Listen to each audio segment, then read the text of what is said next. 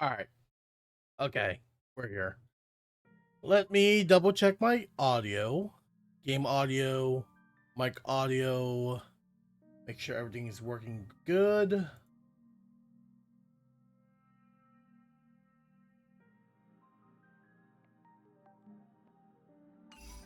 Double checking here. 1 sec. Okay. Cool. Everything's good. So yeah, we're going to be playing the new story mode for Honkai Star Rail. This is now what? Patch 3.5. And we are going to break the time loop. Let's see. All right. We got a story recap. Let's do it. I reunited with Don Hung and unexpectedly made contact with Screwlum. He warned us that Amphorius was actually an experimental ground for the erudition and was rapidly falling into the path of destruction. A Lord Ravager would soon complete its evolution in Amphorius. To tackle the crisis together, I stayed behind in Amphorius as an informant, while Don Hung returned to the Express as planned to seek help. On top of that, Screwlum informed us that March 7th had also been drawn into Amphorius earlier. Dahan returned to the Express as ooh, okay. However, the current priority was the Era Nova. I quickly arrived at the Vortex of Genesis and met with Finan. The Era Nova ritual was supposed to proceed smoothly under the guidance of Lycus, but the appearance of the Flame Reaver once again left the fate of the world hanging in the balance. Sure did. We struck down the enemy's mask, only to discover that his face was identical to Finan's. When his body was pierced by the ceremonial blade, a flood of memories surged forth, revealing the truth about Finan, the Flame Reaver, and Amphorius. Yep. They went through many time loops just to fail every time, and now this is like, because we're now part of the equation, it's going to change. It turned out that all of us were trapped in the eternal recurrences created by Finan and Cyrene. And the Flame Reaver was Finan himself, who had burned out after bearing countless core flames. Yep. Their goal was simple: to oppose the Eon and rewrite the world's doomed fate of destruction. Sure are. The eternal recurrences had already played out. 33,550,336 times. God damn. In Yeah. this final cycle, I promised Finan to take on the title of Deliverer and save the world in his stead, while he would fulfill the wishes of the countless versions of himself, tear the sky asunder, and confront the destruction head on. We sure are. Thus, with Finan's help, time in Amphorius reset once more. But I became lost in the chaotic flow of time. At the critical moment, Mem, who had regained all her memories, sacrificed herself to send me back to the beginning of time. He sure did. Alright, now we can go. That's where we left off, and then I did my find and summon banner, and boom, I got Finan super fast. Need something? If not, then I'll be leaving. Alright, let me go ahead and change up my team.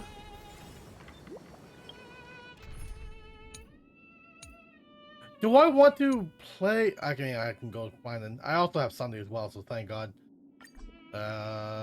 Wah is fine. Yeah, we'll play it like this. Alright, A day of peaceful republic. Alright, here we go. Cyrene. Hello.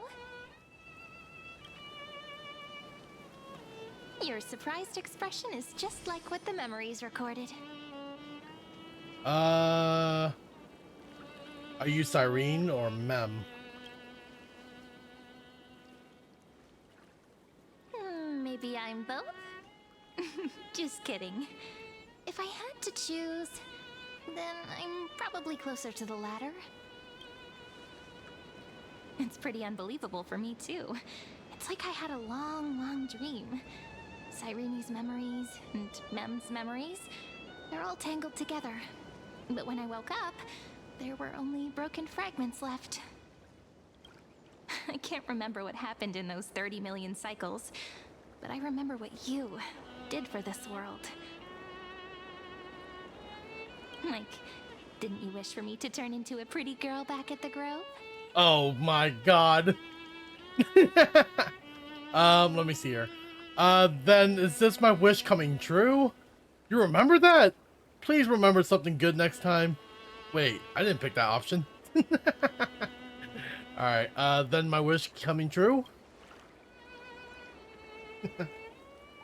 Yep. Isn't it amazing? It's like a seed finally grew up and became a flower. And I'm definitely as cute as a flower now. There's so much I want to say, but unfortunately, this isn't the time to reminisce.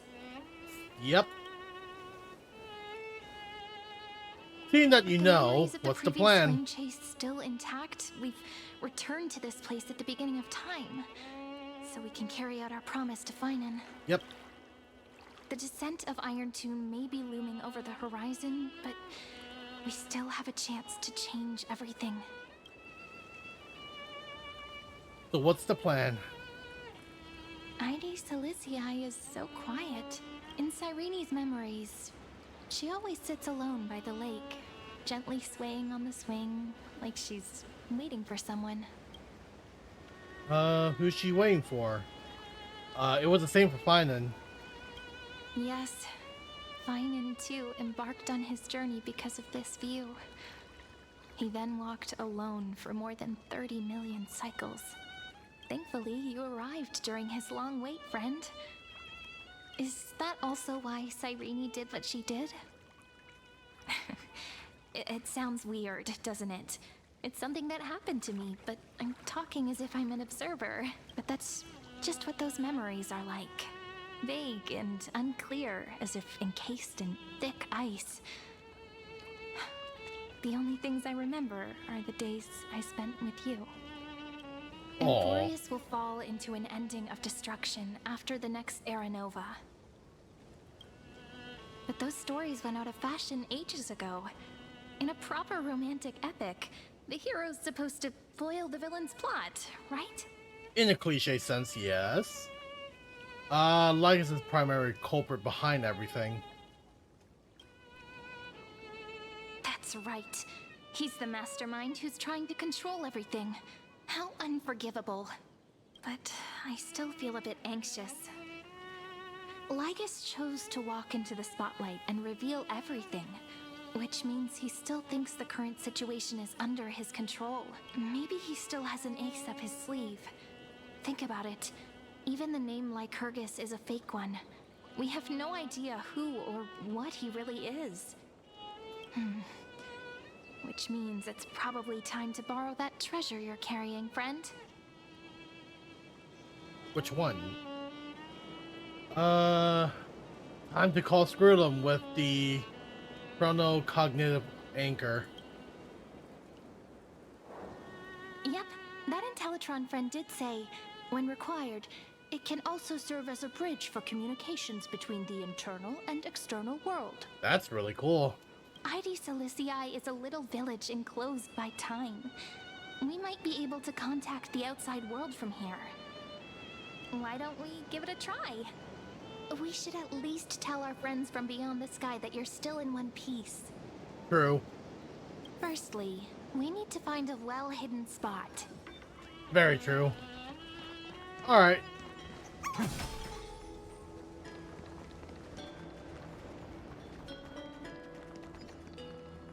It's super quiet here.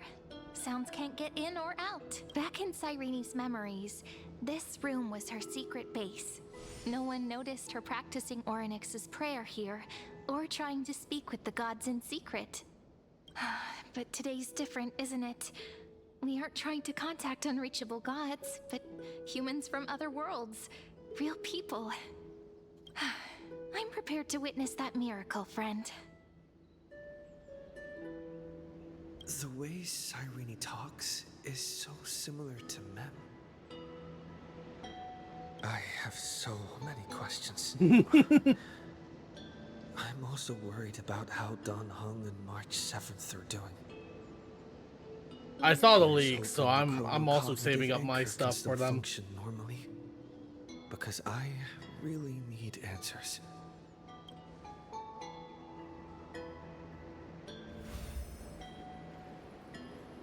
Signal strength, 14.8%. Dialogue window, 16 minutes 22 seconds. Prerequisite, no external interferences. Oh, hey! I'm very glad to learn that you're safe. Madame Herta is also here too. Herta, you're here too? Not only am I here, but I also happen to have saved you 4 times already. Without you even being aware of it, of course. But now's not the time to celebrate. When 2 geniuses show up at once, you know you're in deep trouble. That's for sure. Listen up, little one. The Destruction's eyes are gazing upon this place. No, I'm not joking, and no, it's not Droidhead. It's the real Nanook. Yup. Time is running out. We're so I'll screwed. explain in terms you understand. This world, Amphorius, is in fact a testing ground, where the Lord Ravager, Iron Tomb, evolves through self-extrapolation. Yep. Hiding in this segmentum, unknown to other life forms, it has endlessly repeated the process of Era Nova, seeking a solution that could obliterate the erudition. For some reason, the experiment entered a prolonged state of stagnation. However, it has now restarted. Ah, shit. Prediction. If effective intervention is not performed, Iron Tomb will complete its self-coronation in 14 system hours and initiate its plan to destroy the entire path of erudition. Oh, yep, that is not good. How would it destroy the erudition? The possibilities are endless. Breaking down interstellar communications, destroying the synesthesia beacons, returning cosmic civilizations to the Dark Ages, or even starting the third anti-organic war. Any of it would be able to bring the cosmos to its knees. Alright, that does sound pretty terrible. God damn. Simply put, it will tilt all sciences and technologies towards the destruction. And since Nanook glanced at this place, it means they are being dead serious. Okay. 14 system hours is no time at all. Yep. Think of it as the program having reached 99.98% completion already. Yep. And then it's over. That's really bad. Something in the shadows has been driving everything forward. It's the observer named Lygus. Speculation. He's the Scepter System's administrator. He wants Iron Tomb to break through the knowledge singularity. I don't know why he wants to do it, but he'll remove interferences at any cost. You're the only variable within this world, and you're the only thing he fears. So listen closely, little one. The speed of time is different in Amphorius compared to the outside. Destruction is just about to arrive, but you can still play Deliverer one last time. The cycles have already been broken. You've entered what is theoretically the last cycle Amphorius will ever be able to run. Yep. An Iron Tomb will break out of its prison as soon as the process of Genesis is triggered once more. But now there's an abnormality within the experiment. You know what I'm talking about. One of the model's 12 factors. That is one of the 12 demigods. Destroyed himself using the power of the destruction. Sadly. Fine and Signal disappeared from the cycles the moment Nanook cast their gaze this way. That means World Bearing's computational logic is currently flawed and bugged. Yet it's the factor directly related to the process of Genesis. Final sacrificed himself to create an opportunity for us. He entrusted the duty of the world bearing to me. Fine didn't die, he's still fighting. I like the second option. I'm the world bearer now. Teletron will definitely do all he can to debug this error. So you have to take this chance to claim Kepfali's core flame. Don't let him have his way. The key to suppressing Iron Tomb lies in whether he can rewrite the purpose of Era Nova. There's one more preparation we must make. Lycus's behavior has been quite abnormal. He's never interfered in the actions of Titans or the demigods throughout the whole experiment. Deduction. The Scepter has an extremely strict autonomous protocol, restricting even its administrator. In Amphorius, this ultimate protocol goes by another name. Which is? The Law Titan. Talanton. Huh. Law. They are the rules that restrain all things in Amphorius. And it was the core flame returned at the very beginning of the last flame chase journey. Ah, so it was the first god that balls. Why do you have another little pink one next to you? Huh? Her path chart is... Is there something wrong with me? What's her path? Never mind. Let's get back to the topic at hand. Oh man. Light calendar 3960. Month of balance. We'll be locking onto this time period to find Law. You can either meet the Titan, convince the demigod, or take the core flame by force. It doesn't matter what you do, so long as you bend it to your favor. We still haven't figured out how you and Don Hung got inside this world, so influencing protocol is currently our best way to stop Lygus, or to call for more reinforcements into this fight. Once you've got Law in your hands, we'll discuss our next steps. Sounds good. Make sure the core flame doesn't fall into enemy hands. Oh great, now it's breaking up. Yep. Herta, the firewall's interference is getting closer. Time is running out.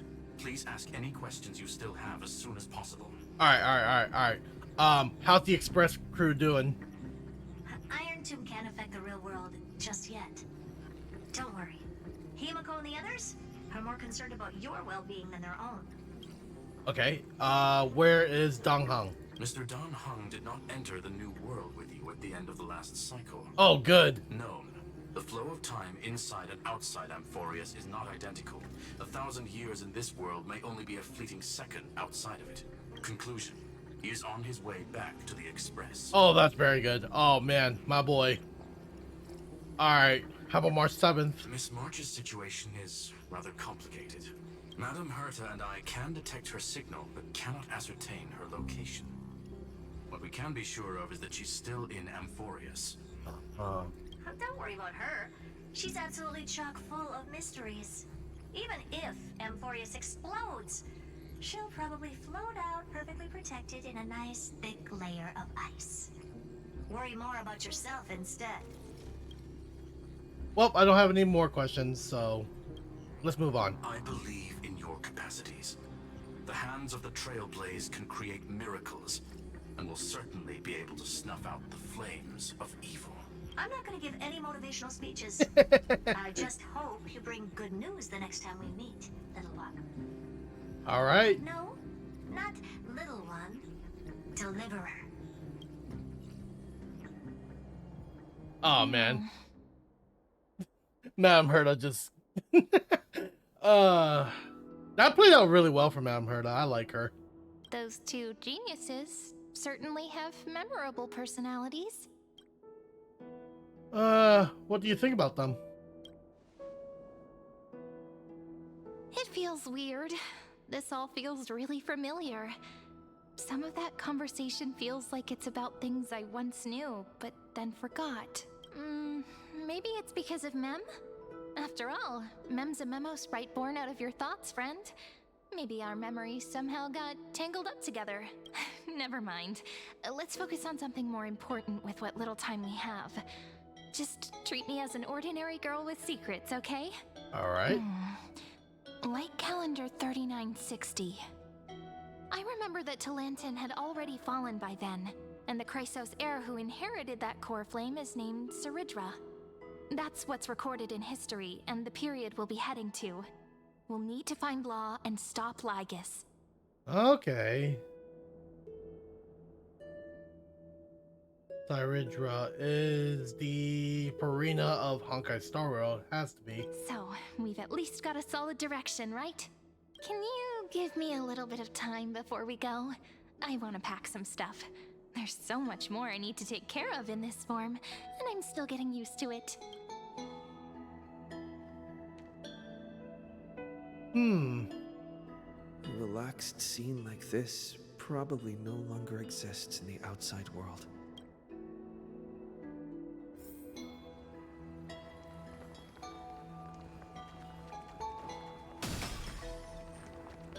Let's see. Let me get this tomb real quick.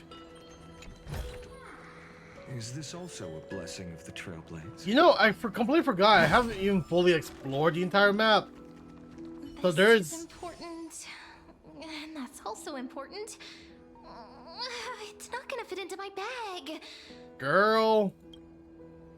Hold on, I'll be done in a sec.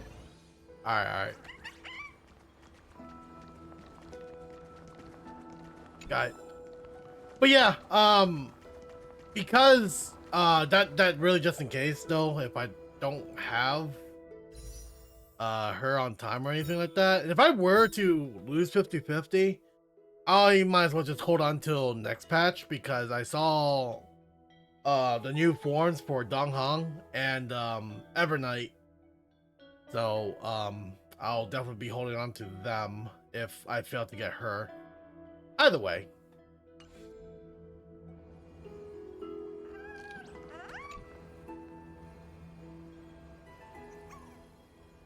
Let's see. Don't forget to take it with you. It's your only means of communication with the outside world. The genius's message is still there, reminding you. Travel to light calendar year 3960, the era of the Talan's fall, gain control of law. Then you can bypass the final protocol, modify the core flame of world bearing, and reverse Era Nova. Delay Iron Tomb's birth. The information of the chronocognitive anchor is now unrecognizable. However, you already know the mission entrusted by the genius. Go seek out the power of law.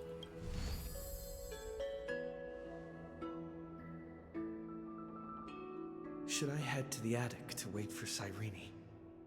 Or should I have one last look at ID's Elysiae? Let's go for one more look.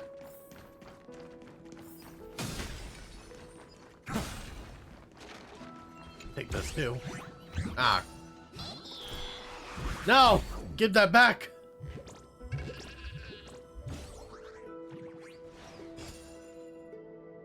It was just a common chest!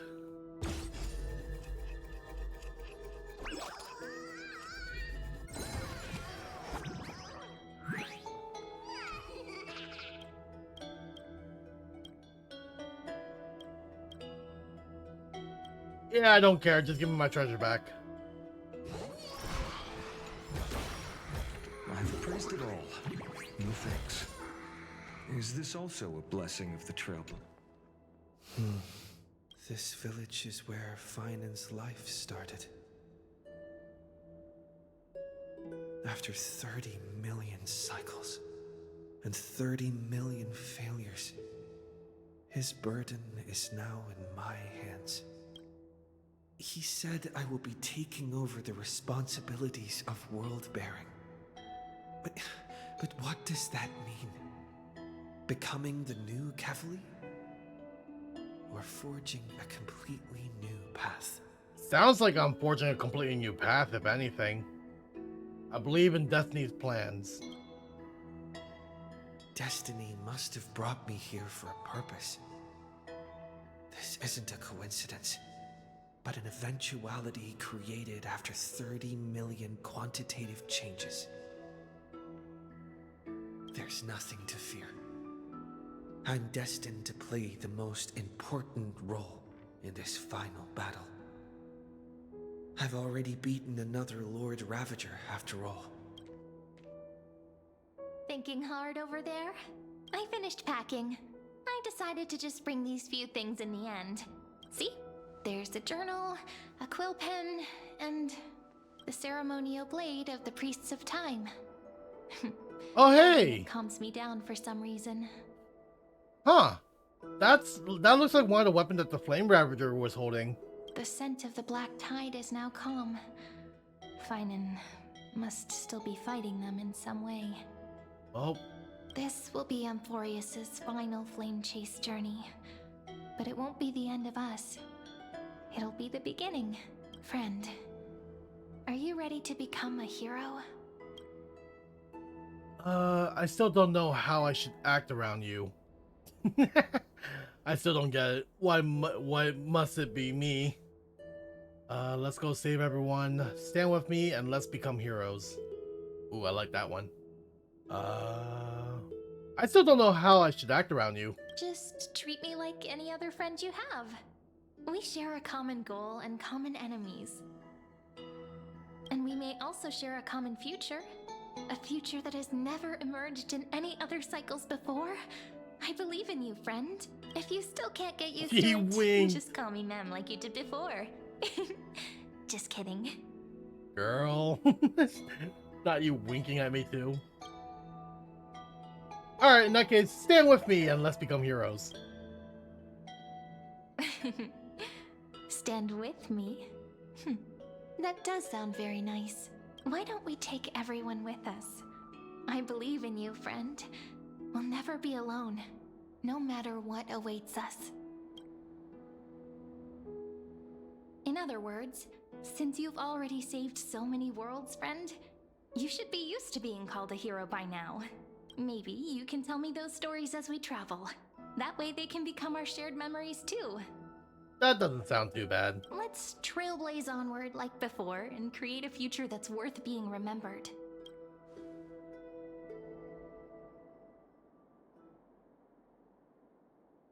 Oh, music cuts off. Yep, I thought so. Prepared to head out. Ligus! You should indeed treasure the view before you. For you do not have much time left to enjoy such solitary delights. Still daring enough to approach me, huh? My apologies for disturbing your moment of repose. To fully express my apologies, please grace my abode with your presence, so I may demonstrate the full scope of my hospitality.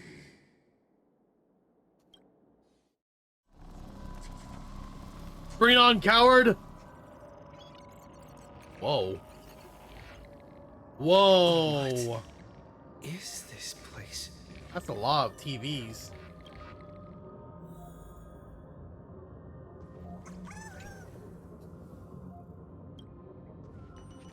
Whoa. May we reunite in the new world. Titan Authority, Sky, Path, Unknown.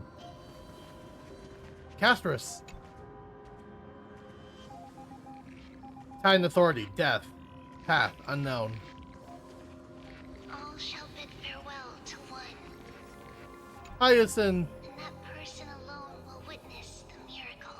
Titan Authority, Reason, Path, Unknown.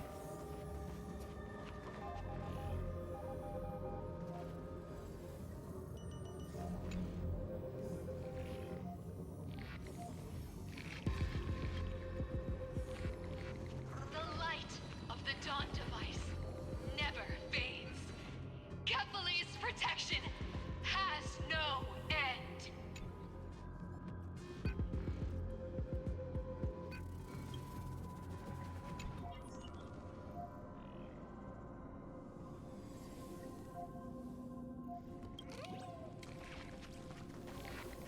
After I cross this river, it will be a tragedy for mankind.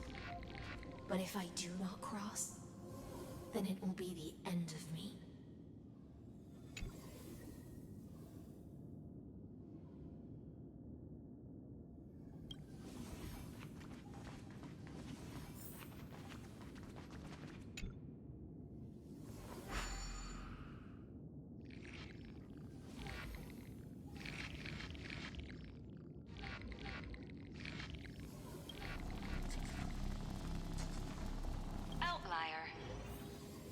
Executing command. Record.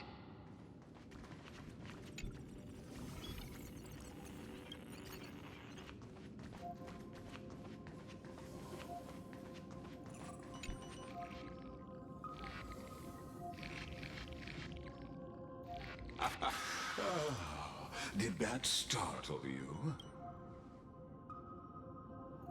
This is the intersection between Amphorius and the real universe. The audience seat where I observe this experiment.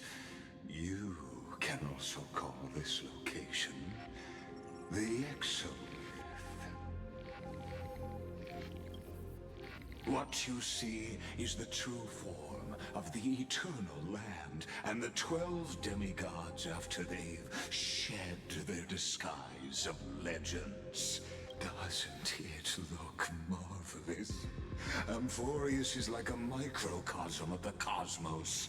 People love to portray the romance of the starry skies, but their tales often forget a different and far more truthful type of universe.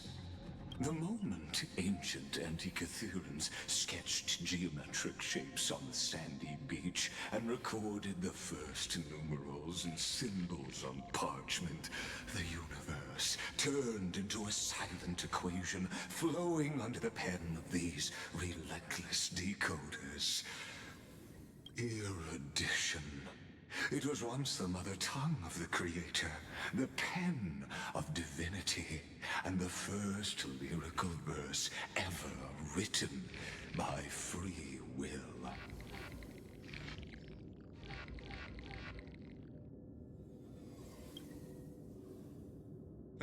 Seems like you are not in the mood for an idle chat. That is fine. I simply wish for you to understand that I have no intention of being your enemy. I have devoted myself over the long years to nurturing the Scepter's extrapolations, hoping that the Prima Mobile would bud from within it. And now, my goal is almost complete. Nikos 496 had exceeded the intelligence singularity through his rage, and though he still retains his obsessive defiance and managed to suppress the black tide of this cycle, it's a matter of time before his will crumbles to dust. Iron Tomb will be completed. That will not be affected by my plans, your resistance, or the schemes of the two geniuses. It is an irrefutable fact, just like the instance in Noose's calculations.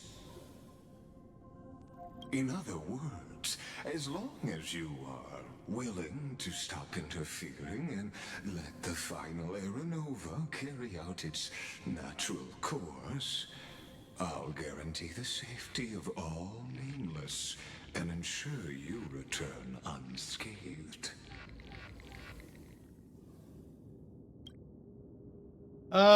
When Iron Tomb descends, no one will escape unscathed. You are indeed worried about your safety and that of your companions. Rest assured, as a fellow pathstrider of this path, Nanook's gaze left a brand on your soul long ago. You harbor the seed of destruction within you, but you need to learn how to use it in the right way. That vital knowledge is also my bargaining chip in this negotiation between us. For there are few in this world who are truly capable of such a feat, and I happen to be one of them. A seed of destruction. Stellaron is a seed of ruin that will only bring misfortune. Who are you? someone who wanders the stars. Someone who seeks answers with abject despair. That is all I am. This matter is of grave importance, so please do not make your decision lightly. After all, the choice before you bears a 1 in 3 chance of elevating you to an unparalleled existence among the stars. I never thought it would be becoming unparalleled. I will not allow destruction to tear through the cosmos. I cannot trust any promises you make. I will rule over the cosmos even without your help. I will rule over the cosmos even without your help. Ruling over is not exactly the same as unparalleled. That being said,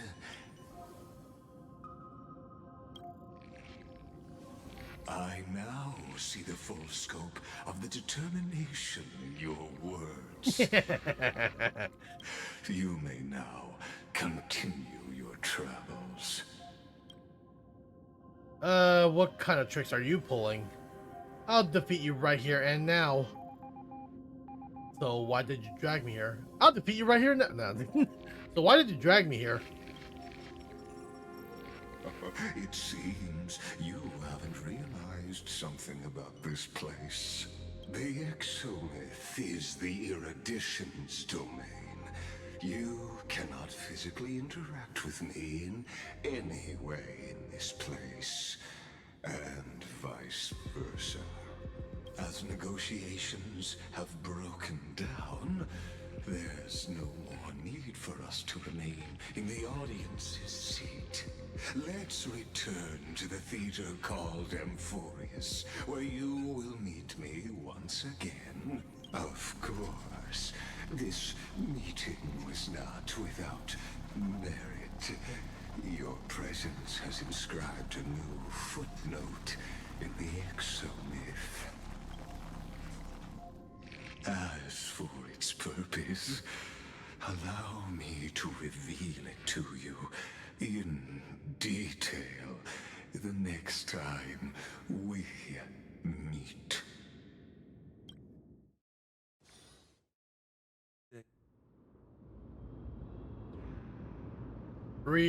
Wow. 100 years ago, the flames of war I was about to say. consumed Akama. The Outland forces broke through the dawn. Golden blood flowed with greed, and enemies descended with Kefali's eternal slumber, painting the holy city's walls in scarlet. Its generals had vanished, and the elders prostrated on the ground. The throne of worlds kept silent to the pleas of the people. Until the heaven and earth cracked Oh, there open. she is. Not the gods answering the people's prayers, but a legion rising from the sea of blood. Dawncloud's spires fell in the sulfur rains, and the legion's commander stood atop the broken idols and roared, "Compatriots, no more kneeling! Not to brutal tyrants, and not to dying gods. Those rebels have twisted the prophecy and ignited the flames of war in order to stoke fear in your hearts." A Chrysos heir she stood, divine blood soaked into the earth, quelling the flames beneath her feet. Their golden blood wrote of a tragic fate. Mine shall overturn it! Her crown burned bright, outshining the fires consuming the entire city. She raised her scepter high, and the people gazed in the direction she pointed. My blood flows in you now. Heroic compatriots, follow me, and we'll seize the reins of fate. Drive the enemy from Kefali's dawn. Smother their flames with their own dead. Win Sheesh. glory. Win peace. Let history sing your deeds. The first to dance was a maiden following closely behind, weaving through the carnage like a fish in the sea. The people, full of wrath, surged with her, forming a colossal wave, and the enemy hordes, drained of life, vanished into nothing. Onward to Marmorial Palace, to Dawn Cloud's heights. Announce to all the wicked and cowardly. Announce to this stagnant age. We are the rising tide. Oh wow. History remembers sounded very this as powerful. the first siege of Akama. It is said that after the flames died, people found identical inscriptions in every place in the city that had been scorched by fire. It was the name borne by Akama's first and final sovereign, the Imperator Saridra. Friend, are you listening? I am. Friend? Honestly, you were the one who insisted on reviewing history, yet here you are, dozing off? No, I'm not. Wake up! Otherwise, I'll have to... Yo, what? What are you gonna do? Awake at last?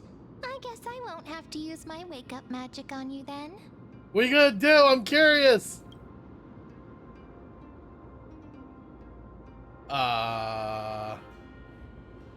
Okay.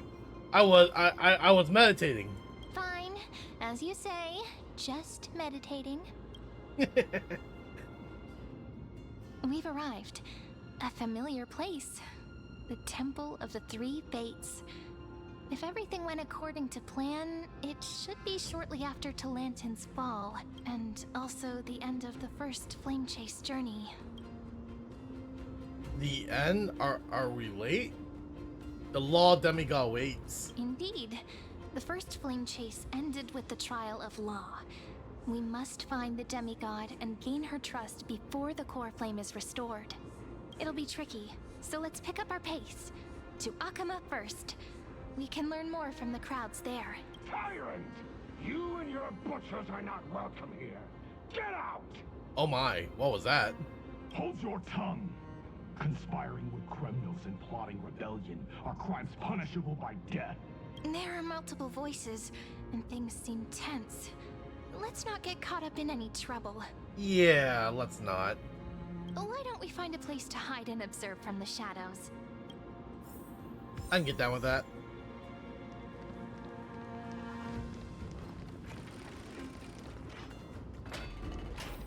At least Cronoans keep their faith. Wait, isn't that... Well, I think I remember this place. Oh shit. Oh hey, Tribby. Golden-blooded defilers, perverting the prophecy and trying to slay gods. Stars beyond the sky? Gods who created the Titans? What kind of nonsense? Look at this broken world and see what your atrocious acts have done. What? Did he just mention the stars beyond the sky? Oh wow. But how is that possible? Who are you? You impudent. Dux Fergoris. We're here to welcome the deliverer from beyond the sky. Stand down. Heretic! No one but the great Talantin can deliver this world from misery. I ask you, if the old laws were so perfect, why did they crumble beneath my feet? Lidra. Whoa. You... I like her design. It's just Talantin is long gone. Now very Farina-like. I am the law. Oh man. Challenge me, or submit to my judgment. Judgment. Silence! Up. And that was a knight. What gives you the right to judge a priest of law? Oh man. That's because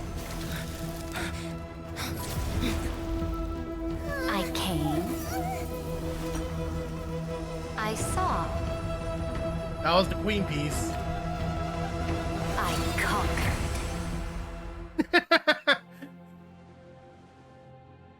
Hi, hello there.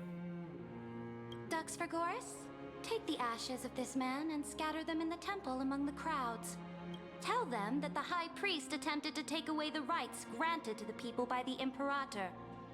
Thus, he met his fate. Yes, Imperator. Now, these two accidental guests. Dux Gladiorum, if you please. As you command.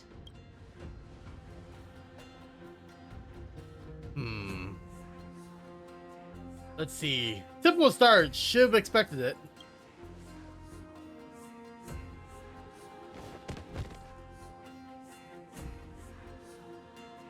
Huh? Is this? Sinus? Correct, but not the kindness you know. This is the leader of the Cleaners in this era. Since the start of the Chrysos War, they've made it their mission to wipe out the Chrysos heirs. Even now, even after I've united all the city-states, these vermin still lurk in the shadows, hindering the flame-chased journey. Oh man, fuck those cleaners. Moreover, I know that the 27th person to inherit this role bore many grudges against you and nearly doomed the second flame-chased journey. Wait, what? The enemy of my enemy is my friend. So, out of courtesy, I present to you this corpse as a gift. Oh.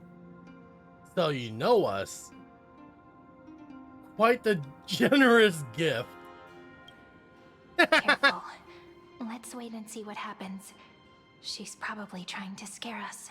For the sake of order, I am known by many titles.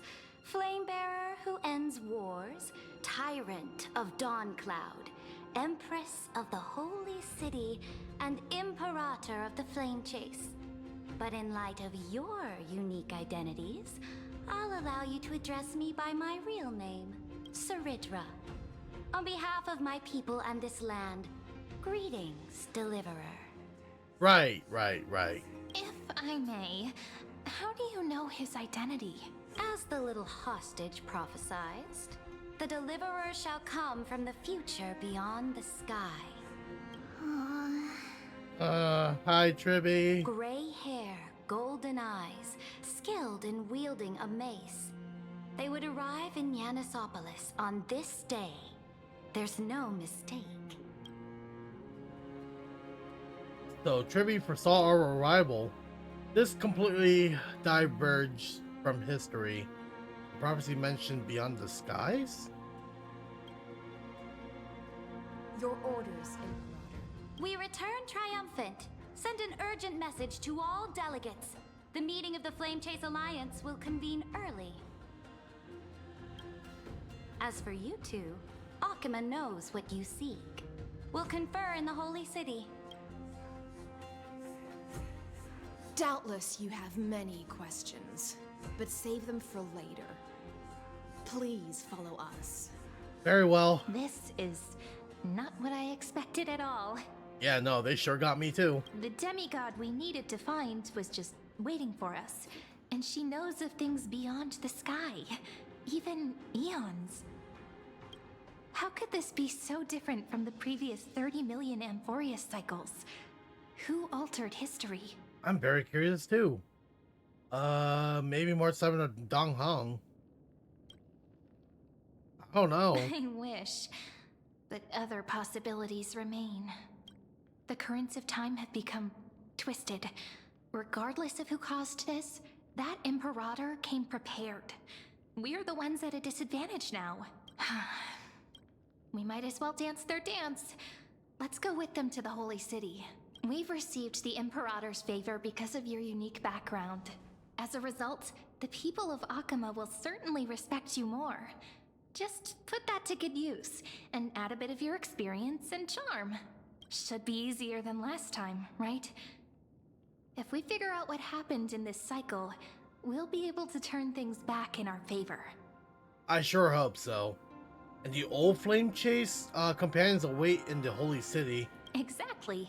Treeby, Aglaya, maybe even little Cypher. Trailblaze the sequel. We'll always find a way. Calm and confident. That's the you I'm familiar with. Guests, please. Right. The journey to save the world starts with a single step. Let's set off, my friend.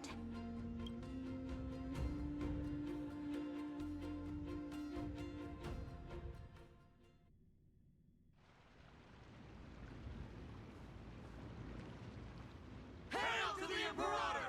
Hail to the Golden Heroes! Hail to the Deliverer! Told you, you're the headline act. All this spectacle is for you. Guards, your service to the Holy City is appreciated. How have things been? Castrum Kremnos once again struck the border. Dux Brumalis led her troops to repel the enemy. The agitators against the Flame Chase are still active in the city. They smashed the shops around Memorial Market. Oh, wow. But the garrison already arrested the culprits, and now they await interrogation. They are merely a disorderly mob and do not warrant any attention. Even though Terravox personally mended the fractured earth, it still didn't silence these fools. Guests from beyond the sky, worry not about these trivial matters. Dux Gladiorum will take you somewhere to settle down for now. Please allow me to introduce myself. My name is Hycelans, and I am the Dux Gladiorum who swears fealty to the Imperator, as well as the Knights Commander of the Archiman Alliance. Yeah, you definitely have the aura of it. Later on, the Imperator will invite you to attend the meeting of delegates to discuss the Flame Chase journey. Your arrival has convinced us that the future promised by the prophecy is certain. Under the Imperator's command, Amphorius shall break its chains and reach the world beyond the sky. Wow. With all due respect, what exactly do you know about us and what's beyond the sky?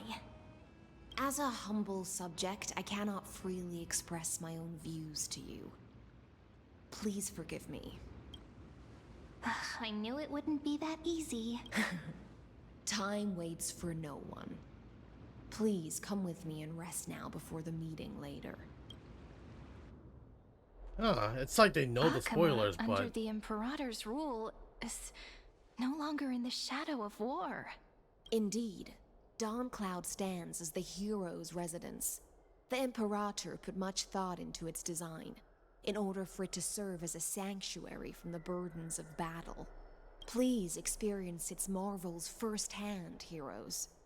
When the Imperator arrives, I shall come to summon you. Actually, why should be a hostage, though? Hycelans. No wonder she's the Knight's commander. Her lips are sealed tighter than armor. All right. We finally have some freedom to ourselves. Since there's still some time before the Alliance meeting, let's explore a bit. Look over there! Oh, Glaya and Tribby. Not the ones you're familiar with.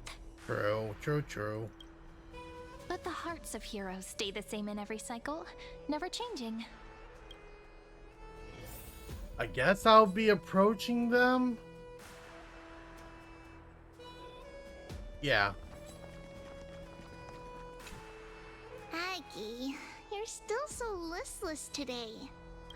Did you have trouble sleeping again? Yes. Whoa, hold on. This Aglaya is different. We know. The Titan's prophecy haunts you. If you want, you can talk to us, just like when you were young. No matter what, we'll always remain by your side. I know. I also understand that fate cannot be changed. It is not the future that I worry about. I spent all last night weaving clothes and linen for the refugees. The Chrysos War was born of injustice and has shattered their dignity. They deserve at least some basic decency. If Amphorius one day abandons this, then all of us, commoners, Chrysos heirs, Titans, become no better than beasts. Oh, we have guests. Welcome. I am Aglaya, the Gold Weaver. Wow, you are very different. Not like very cold-hearted, you know? These rags on you are not worthy of the title of Deliverer. I must prepare some proper attire for you. Ice Queen, right, that's the word. Hello, nice to meet you for the first time. First time? That's not what I gather from your eyes. Uh-oh. Does your Aglaya differ so much from me? Definitely, for sure. Greetings, Deliverer from beyond the sky. We are Trebi of Yanisopolis. It's very nice to meet you. Although, introductions are probably unnecessary. We know you've witnessed the future of the Flame Chase journey, even more clearly than we have. So they all know. Witness the future of the Flame Chase journey? The prophecy also told you about that? Indeed. Orynyx reshaped Amphorius through the prophecy. Although, regarding the Deliverer, there were not many details beyond your appearance and the time of your arrival, so please, don't worry. Feel free to relax and relax some more. Wasn't it Kepalo? Kefali issued prophecies too, but it was Orynyx who told mankind that the Deliverer from beyond the sky would descend upon Amphorius. More crucially, they revealed a future entirely different from the Aranova. Though we still must challenge the gods. In the Time Titans prophecy, this path leads not to a new world, but to the true starry skies. This is also what the Great Imperator has been striving for all her life. Your arrival further confirms everything. This can't be real. Even you find this surprising? No, I'm Fate very speechless. really is unpredictable. Perhaps the upcoming meeting will hold even more surprises. The other heroes under the Imperator's command are here too. Since we have time, should we go meet them? Let's just go talk to Hycelan. Little fish from beyond the sky. Did you rest well? There is still some time before the meeting begins. Rather than listening to the whispers of the delegates, why don't you get to know your future comrades first? About the Imperator. As you've witnessed, she is the Empress of Akama, the one who ended the Chrysos War and the leader of the Chrysos heirs. As merely a humble subject, I cannot say more beyond this. Okay. The Chrysos heir here. The Chrysos heirs here constitute the elite among the Flame Chase army. Dux Haucalithist Apollonius and Dux Carminin, Virginia, serve as the army's advisor and historian respectfully. One offers advice and counsel to the Imperator, while the other writes verses of her supreme glory. Dux Frigoris Labienus and Dux Brumalis Seneca are both formidable warriors, clearing the way for the Flame Chase with steel and storm. Dux Fatorum, the holy maiden who interprets the prophecy. Only the one named Trebi remains in the city. The Imperator once took them as hostages in order to unify the prophecies of the world, but they are now Akama's most vital prophets. Dux Goldweaver, Aglaya. Well, she dislikes it when people talk about her behind her back. You should get to know her in person. Pretty sure I do. Let's go now. Then come. The Imperator reserved seats for you. I'm starting to feel a bit nervous about the meeting. Yeah, me too. Since Sir Ridra is presiding over the meeting, it'll be a good opportunity to learn about the law's inclinations in the current era. Let's keep our ears open, okay?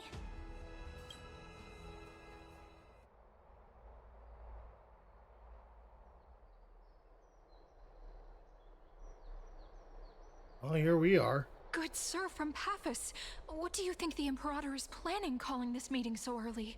My homeland can't endure anymore. Who knows? First, she wants to hunt Titans. Now she says there are even greater calamities. Her madness is the greatest calamity. Exactly. Chrysos heirs, deliverers. What about us ordinary folk? How much are we worth in her eyes? Things feel pretty tense here. Yeah. The history books said that the Imperator aimed 3 cannons at Dawncloud to make all the delegates obey her. Will history repeat itself in this cycle? Yes. Similar acts have occurred, and not just once. However, whether history will repeat itself, you'll soon see. Those are the 2 spots reserved for you. Please take your seats. Right? What's happening? That's what they were talking about. Ladies and gentlemen, silence, please. The Imperator has arrived before her faithful council, and the Alliance meeting is about to begin. All rise. In the names of Talantin and Kefali, the Akama Alliance swears upon the gods. Cease the pageantry. I pray not to the vanquished. What? Kefali, of course, needs no further explanation. As for the law, at the entry hour 2 days past, a scout should have brought news of the conquest to all of you. Unfortunately, guards found his corpse among the rocks not far from the city. Yikes. Moreover, the poor soul was buried with a Paphos curved blade. It pains me to imagine what agonies this loyal warrior endured before his death. Delegate from Paphos, do you have any insights? Ooh. I know nothing of this. Ooh. Justice cannot turn a blind eye. The evidence is irrefutable, so there is no need to waste your breath. However, let us set this trial aside for the time being. Witness, even within the most sacred and dignified council, there were those among us who wished to draw their blades, brazenly challenging the Alliance, seeking to shatter our hard-earned peace and unity. Fortunately, I uncovered this plot. Now, to protect this beautiful city and her people, the Imperator's legions are ready. They will escort each of you to the Temple of the Three Fates, where you will receive the highest level of protection the Alliance can offer. Then, the Legion's warriors will join me in embarking on the campaign against Fagusa. This is clearly a trap! Imperator, did you summon us here just to trample on the dignity of your allies? Enough. What we do? Things are starting to get pretty intense. Where's my popcorn? Comrades, you've all seen her true face now. According to the ancient laws of Akama, only with the consent of 2/3 of the elders can the legions carry out the commander's orders. The ancient laws. Didn't you destroy them long ago? You defected during the first siege of Akama, voted unanimously in favor of the Council of Elders restructuring, and just yesterday, you desecrated them with a blood-stained blade. Ooh. The decaying old laws fell with Talantin and are no longer deserving of respect. But if you still insist on proclaiming yourselves defenders of the law... Ooh, hypocrite. Then be silent and offer up the highest respect to this core flame in my hand. That really is the core flame of law in her hand. Since there are no objections, then the original agenda of this meeting, the campaign against Fagusa, is hereby passed. The Flame Chase Army's hunt for the Ocean Titan begins today. In order to prepare for war, All allied city-states must surrender command of their militaries and pay all war taxes by the end of the month of Evernight. Oh, shit. At this moment, I would also like to introduce to everyone the newest honored guest to join our alliance. The Deliverer, revealed in the prophecy of time, has descended from beyond the sky. With his aid, we shall shatter the chalice of plenty and return Fagoos's core flame to the holy city!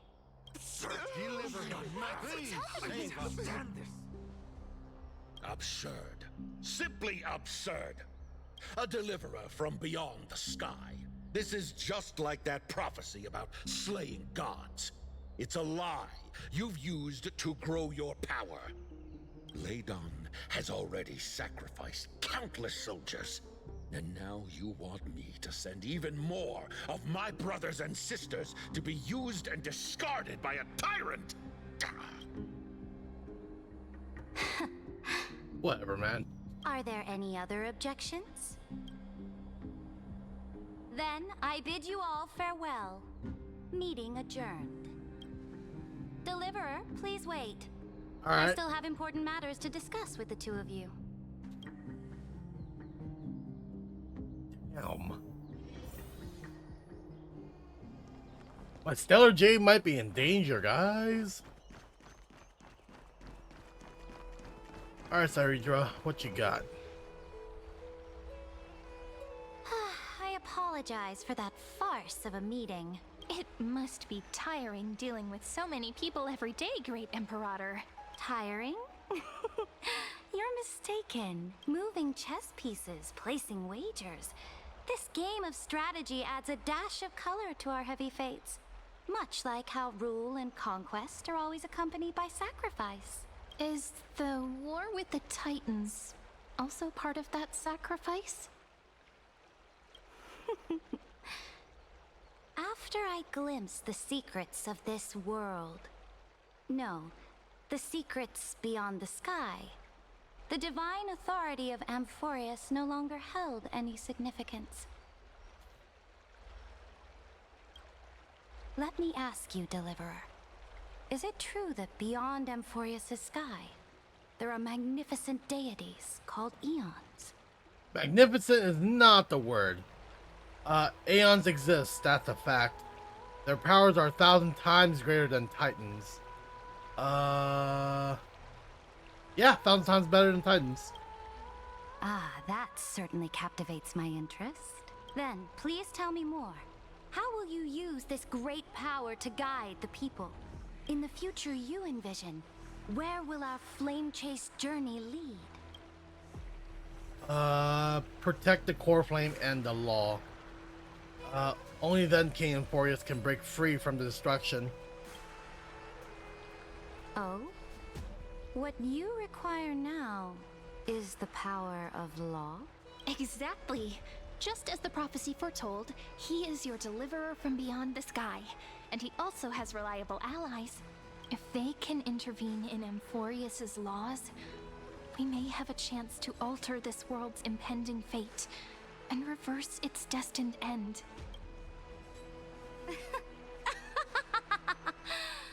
Very good, Deliverer. You have courage to say such presumptuous things, even knowing that the inheritor of the law stands before you.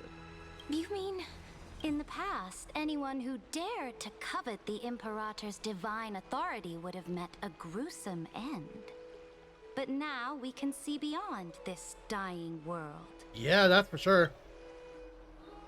Our journey should no longer be confined below this stubborn sky. Alas, that fickle ocean titan has obstructed the spirit water leading to the vortex of Genesis, hindering my ascension. If the core flame of law cannot be returned, your path to deliverance will never be realized. Now that things have come to this, we must resume our once stagnant journey and force the waves that block our way to recede. So, you agreed to cooperate with us? Cooperate? Forgive me, but I never cooperate with anyone. Alright, what's your sassy term for cooperation? Though I will permit you to join me as subjects. And together, we will forge the most perfect law. There it is. This is... the Flame Chase Medallion, a symbol of the Flame Chase Army. Every noble in Akuma carries one. This medallion represents the will of the Imperator herself, and you may act freely within the city with it. Before we embark on the crusade against the Ocean Titan, you should rest in Akuma for a time. Be wary of someone named Lygus, Imperator. Not Imperator. Imperator.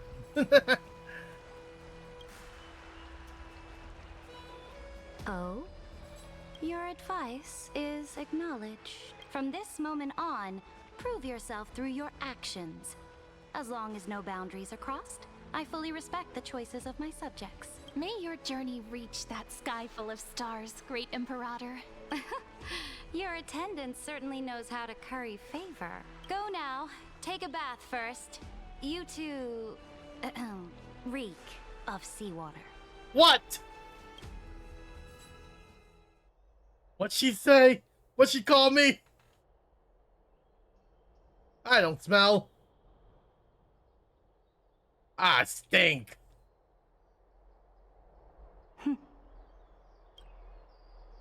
Come forth, Theoros. Yes. Oh, here we go. Great Imperator. Yet. Now, perhaps you're willing to hear my counsel.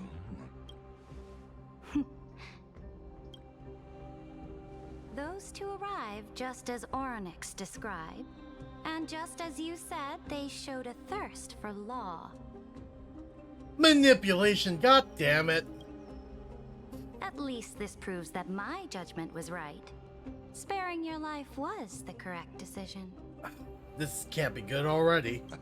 You've once again confirmed that your wisdom is no empty boast.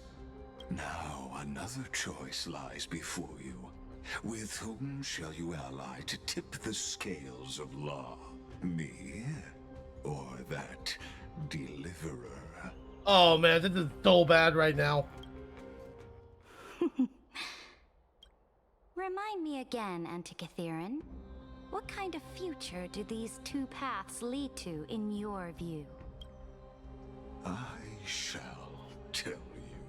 You are entitled to know that the deliverer from beyond the sky is not a wholly wicked being, but from the very start, his stance has been completely at odds with Amphorius. The road they have chosen will bury Amphorius' grand aspirations.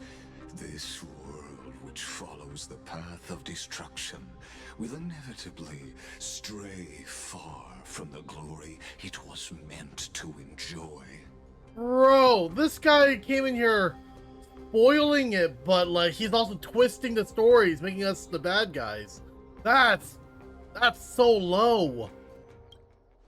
But on the path I have revealed to you, the people of Amphorius will slay their creator in the name of the Imperator and conquer the worlds beyond the sky. You will command the mighty beast known as Iron Tomb. God damn it. Bringing waves of war and conquest to the universe.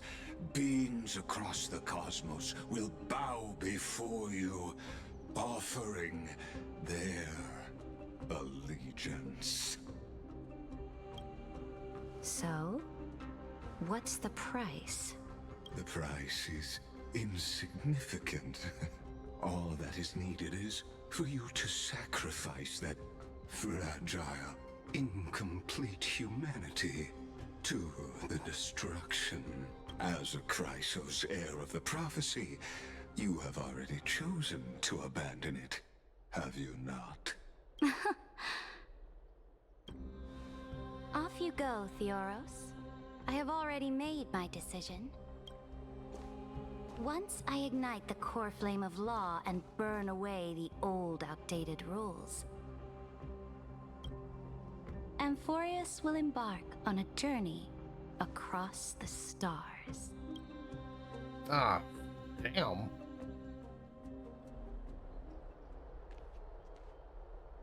The Imperator is quite forceful. She didn't give us any chance to ask questions.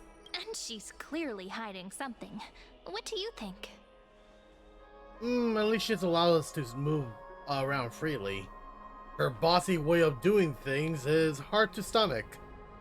We should consult with the genius about the current situation.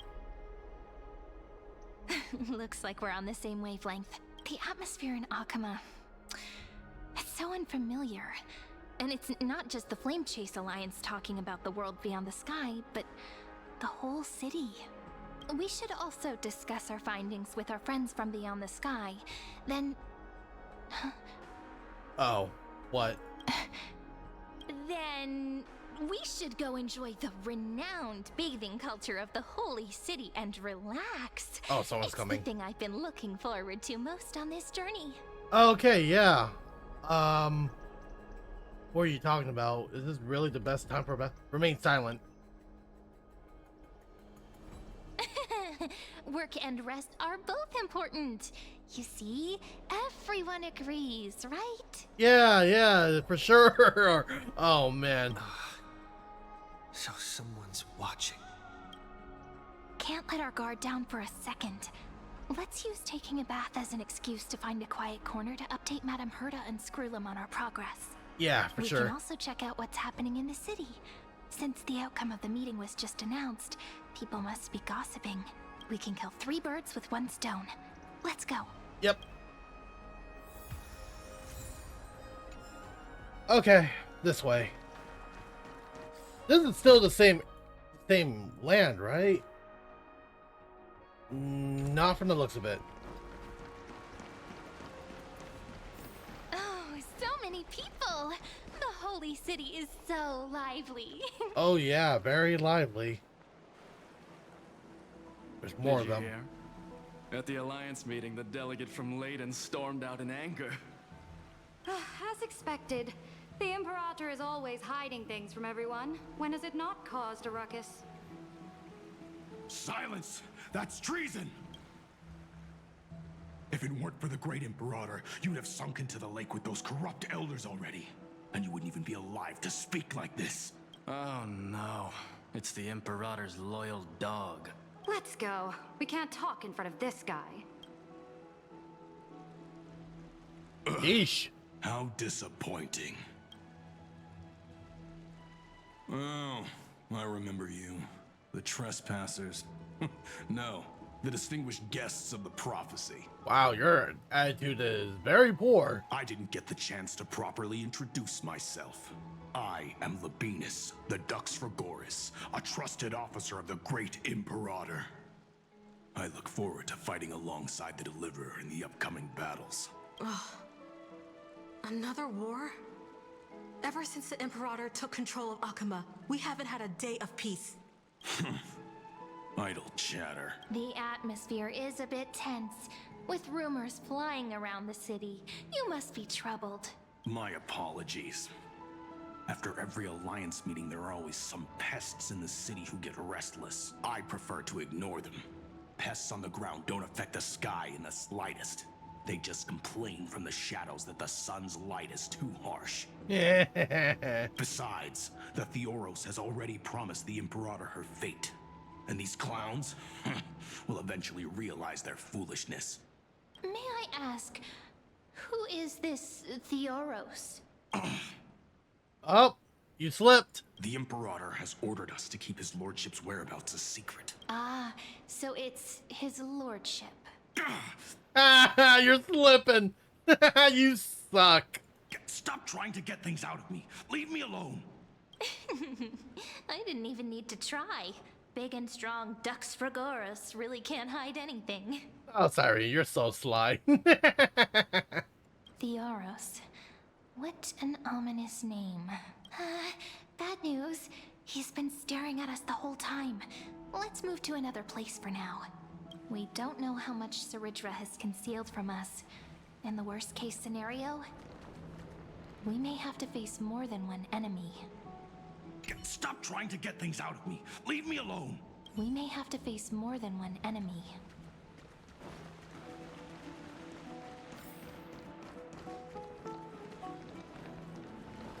Ooh, rumors are flying around all over the place.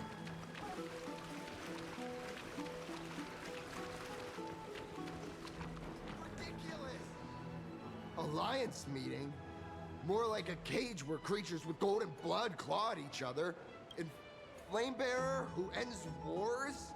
Clearly, a tyrant who doesn't deserve such a title. You're absolutely right. While the Imperator's hounds are still hunting down others, let's let out our grievances. You. I know you. You're that tyrant's lackey. What? Here to shut me up for that little imp? Panicking God now? damn. Don't worry. I don't care what others say about the Imperator. And she certainly doesn't either. Oh? Children of the Prophecy. Such rare guests. It is an honor to meet you both. I am the Dux Brumalis, Seneca, a warrior of the Twilight Courtyard. I prefer to call myself a partner of the Imperator, rather than a subject. Are you here to relax in the baths as well? The temperature is just right today, so be sure to enjoy it. You should rest well for the next campaign. What? Children of the Prophecy? Another excuse for the Imperator's reckless warmongering. No filter, huh? You should be glad you don't have a seat at the Alliance meetings. By the way, if you still want to bathe, hurry up. Once that predatory fish joins the flow of water and eliminates all the fools questioning the world beyond the sky, you won't be able to enjoy this perfect water temperature anymore. Yep, you're right. That's the last thing we needed. Seems like there's more to Dux Brumalis' words than meets the eye. But would the Imperator actually kill those who question the world beyond the sky? This is the complete opposite from what we know of Akama. Yeah, things like that are very taboo. I wonder what everyone in the city is talking about lately. Huh. These two are... So many guests today. Let's see who's here now. Two distinguished guests of the prophecy. One a clever and adorable warrior. The other... also quite heroic. You two heroes must be the children of the prophecy that the Imperator spoke of. I didn't get a chance to greet you earlier. My apologies. I'm Apollonius, the Dux Helcalithist, one of the 5 sages at the Grove of Epiphany, advisor to the Flame Chase army. This is Virginia from Castrum Kremnos, the Dux Carminum and historian of the great Imperator. Hello. To you both. Nice to meet you, Dux Helcalithist and Dux Carminum. You two are inseparable, aren't you? This is... Oh, she wants to find someone to help with research for her new work. I'm the far-seeing eye and all-hearing ear of Akama. I see and hear every single thing that happens in the streets and alleys of this place. I'm the perfect partner for research. Enough small talk. Here's the latest news from Akama, as you requested. The children of the prophecy arrived in the holy city, and the Imperator unilaterally stripped away military power. The Alliance meeting ended in discord, and there may be bloody upheaval. As expected. I get the feeling you might have embellished a bit to keep people's attention. I swear on my stone mane, I would never do such a thing. But if you wish to quell this terrifying news, perhaps a more explosive topic would help. Never mind. While the influence of rumors can be minimized, the fact remains that the great Imperator did swiftly consolidate military power in an almost threatening way. Its heroes. I know the Imperator's way of doing things may seem a bit autocratic to outsiders, but soon you will witness her blade dance with enemies on the battlefield. I can't comment on the source of her loyalty, but when that blade is drawn, you two, as bright as you are, will surely see the deep thoughts beneath her exterior. The Imperator's blade. Is he talking about Miss Hysealan's? I sense some unease in Dux Helcolith's words. It seems the Imperator and Miss Hysealan's share a much deeper bond than the others do. There are eyes and ears everywhere. Is there any place where we can have some privacy? To understand the Imperator's secrets, we have to get past Miss Hysealan's. That's gonna be very troublesome. Oh, hey, a private room. This place was your original bath chamber. Perfect for avoiding prying eyes. I wonder if anyone is using it now. Huh? The smell is... Who's in there? Wait, don't go in yet. Who's there? Oh, I didn't see anything. Oh shit! I knew it! Oh no! Pink sea hair. Oh, how cliche! Little sea hair? You barged into here without warning. Was it an accident? Did you wish to bathe with me? Whoa, hold on, wait, hold on, wait a minute. Why are you, what are these options? Why are you here? I didn't see anything. What are you doing? I mean, come on, this must be her bath chamber. What the, I didn't see anything. Is that so? That your eyes shine brighter than pearls? No. Sorry, we didn't mean to disturb your bath. We'll leave now. Yep, I'm gone. Yep, sorry. It's no big deal. There's no need to panic. This is the natural state for me. People on land force themselves to wear clothes, adding unnecessary constraints. What? Forget it. If Dux Goldweaver heard that, she'd scold me again. All right. Please make yourselves comfortable and wait a moment. Let me first wash off the blood of the hunt, and then I'll attend to you two. Christ. This is so cliche. Blood? The hunt? The delegate from Ladon has been assassinated. Quick! Oh, wow. Someone come quick! You should take care of that problem. Crab shell surfaces. I was worried it had been washed away by the current. Wow, you're a vicious fish. Viciousness is a form of praise to the blade. I see. No wonder there was a faint smell of rust in the air before I even entered. Why? Is it because the Ladonians refused to contribute troops to the Flame Chase journey? Or just because they offended the Imperator? Because the new era of the Flame Chase doesn't tolerate stagnant blood. For the ignorant masses who cling to outdated laws, only bloodletting can wake them up. Right now, the rebel forces on the frontier are rising, and Ladon has been secretly supporting them.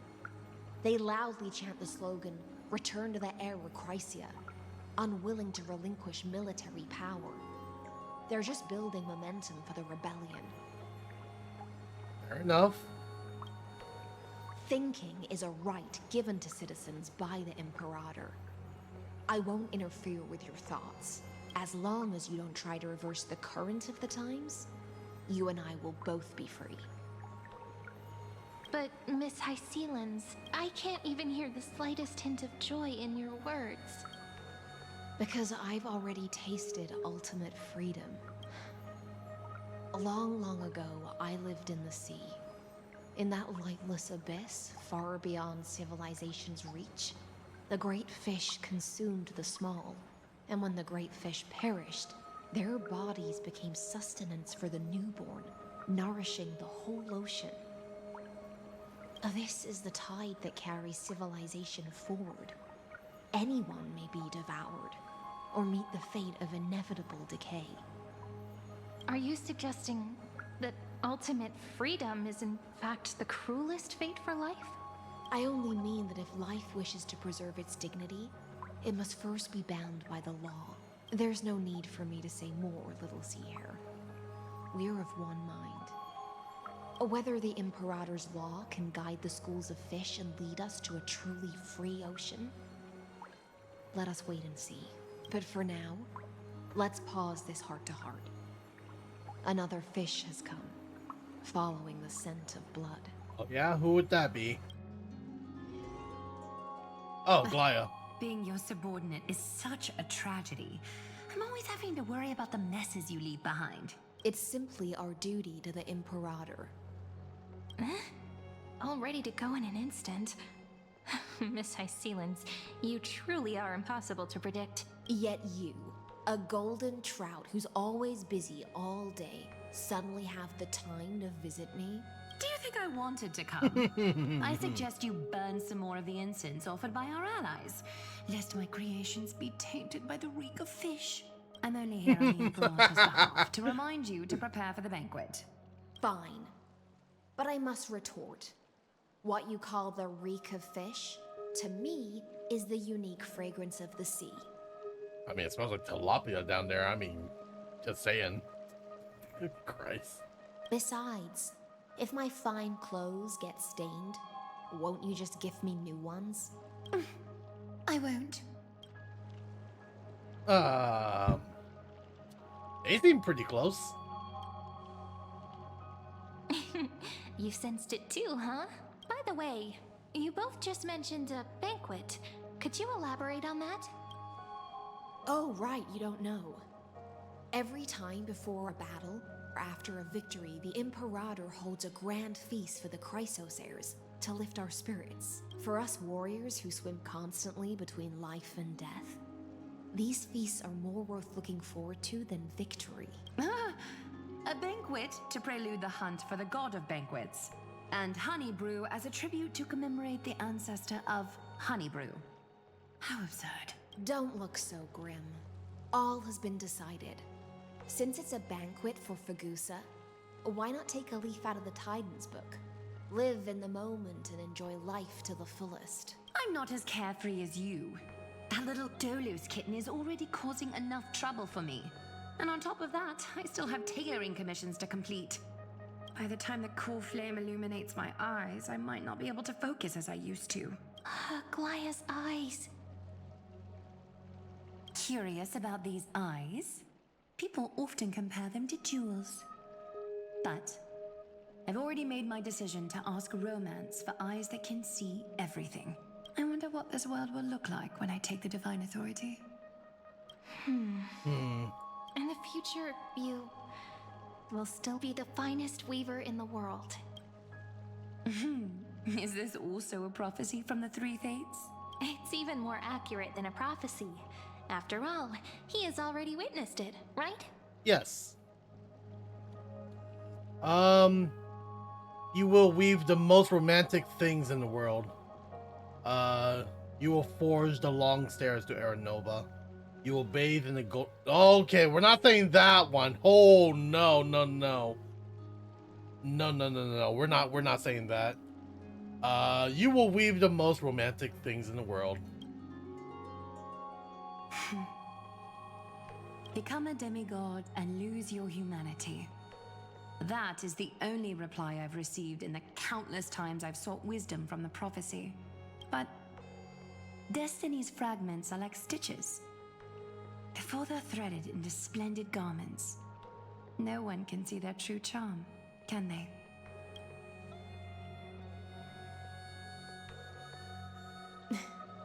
Aglaya has always been troubled by the divine duty she must bear. But thanks to you, she seems to be in much better spirits. She looks quite relieved. Just as she knows how the spinning wheel trembles, I can sense the smallest changes in the damp air. As for whether we know each other well, I've swum beside her since she was a child. Most of the time, I can understand the whispers in her heart. For those words she was too shy to say herself, I'll raise a glass to you on her behalf.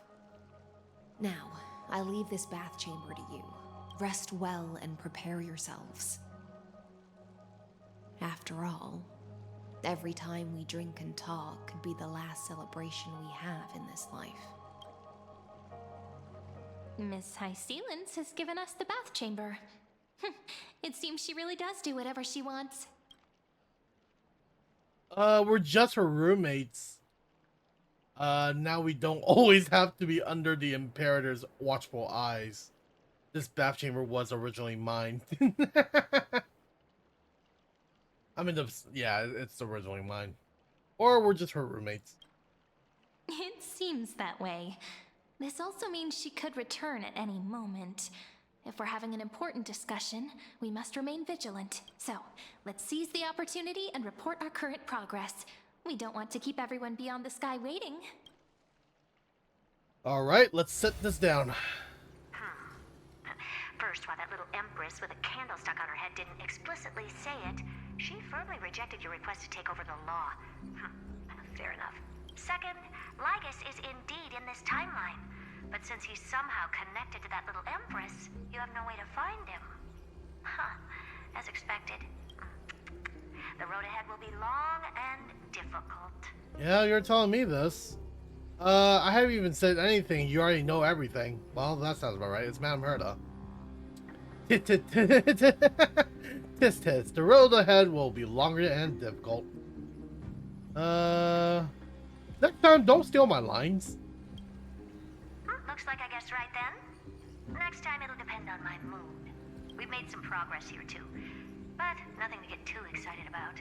Our time is short, so let me summarize. Concerning the origin of that Intellitron, the firewall he created uses Katorzane algebraic expressions. Okay. But ever since Aiden invented the 9-worded formula, this kind of mathematical logic no longer exists in the cosmos. Right. Lygus is definitely connected to the Genius Society, so stay alert.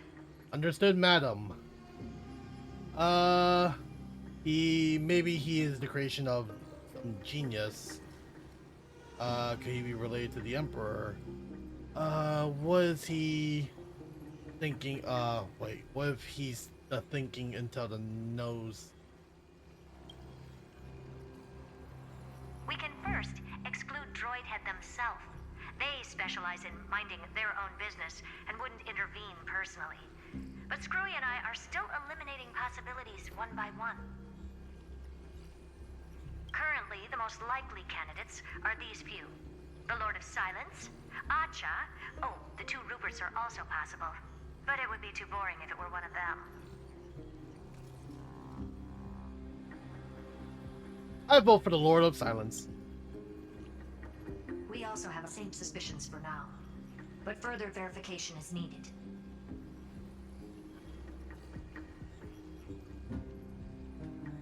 That's all I have to say. We'll depend on you to continue pushing things forward within this world. Keep in touch regularly. And remember, don't let your guard down.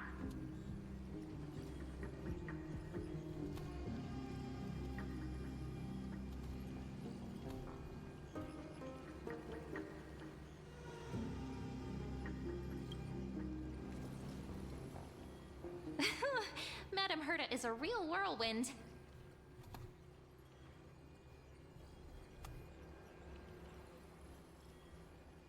Well then, let's use the banquet Aglaya mentioned as our next starting point. Ceridra's trusted followers should all be present at that time. It'll be a good opportunity to get closer to them. We must avoid direct confrontation with Lygus. It's settled then. With our great teamwork, we'll be able to deal with anything that comes our way.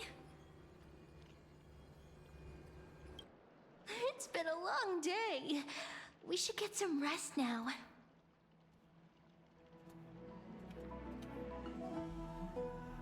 Well, rest well and get ready for the banquet. Yes, let's get ready for the banquet.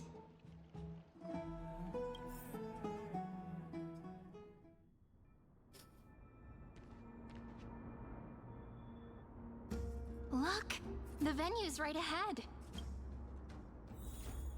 All right, here we go. And I can even hear singing. It feels so romantic.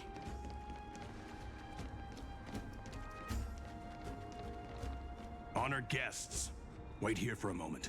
You must surrender any personal belongings you have on you before entering the venue. Does that include my weapon? This hero always brings down the vibe whenever he shows up.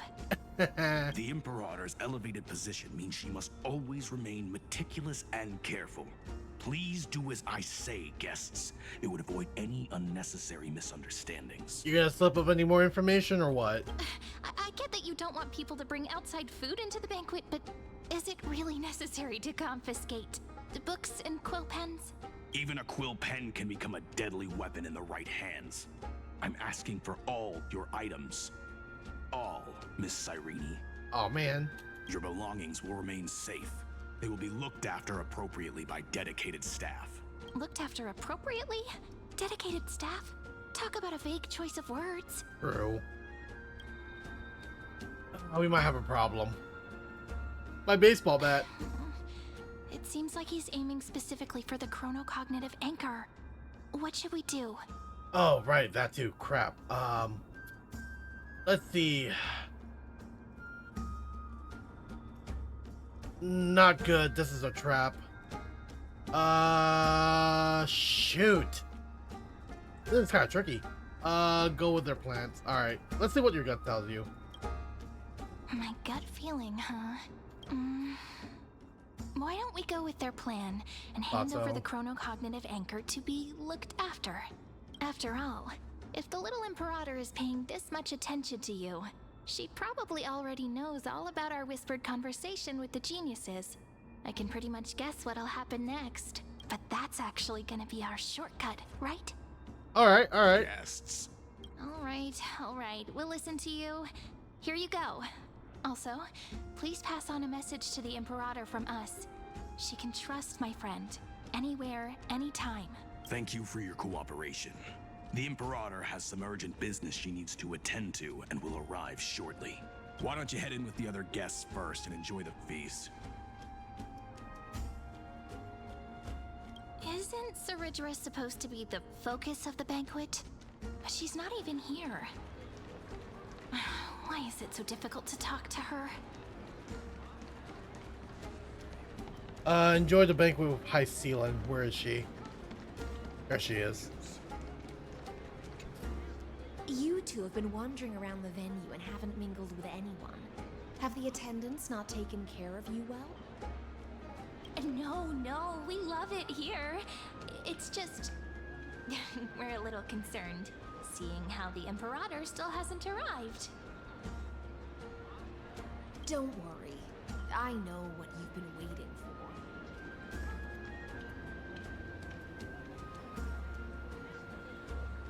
Come, sit with me for a while, will you? I'd like to share a personal secret with you.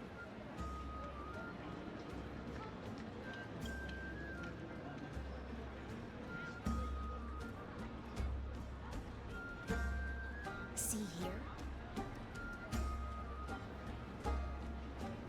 This is Fagusa's dew of divine blood, the sweetest of all the 12 bottles. On the night before such a historical event, I'd like to share this marvelous drink with the deliverer. What the fuck? Hello? Is my audio fucked?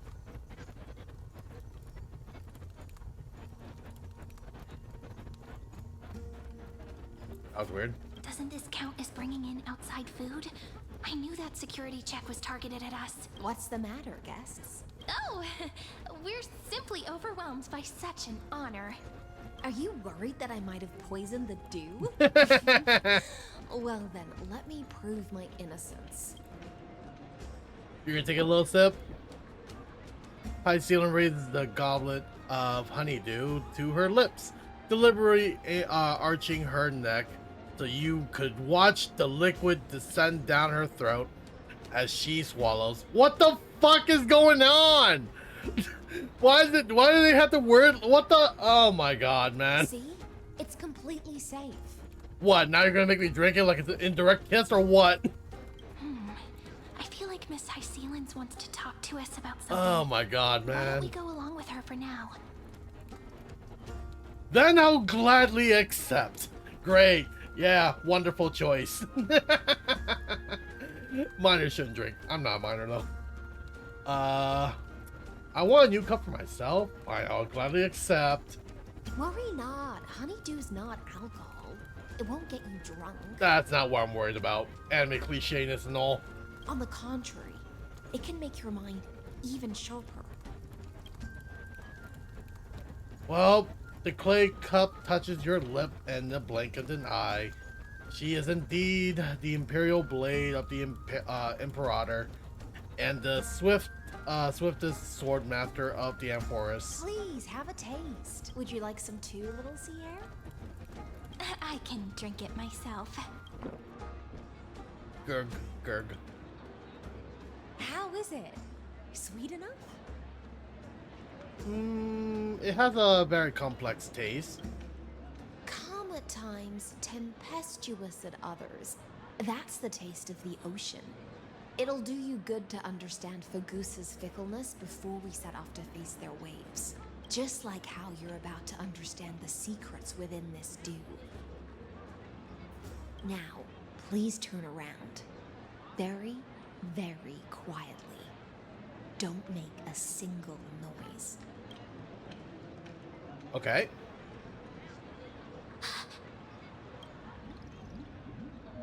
Oh, shit. Yep, they're right there.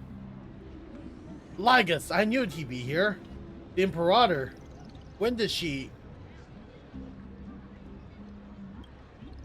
The dew of other gods all intoxicate humans. But the god of banquets dew is an antidote that can awaken humans from a sea siren's enchanting song. So this is all technically a genjutsu. Got it. Since the start of this banquet, all the guests have been under the spell of my song. None of them can see the Imperator in that Fioros.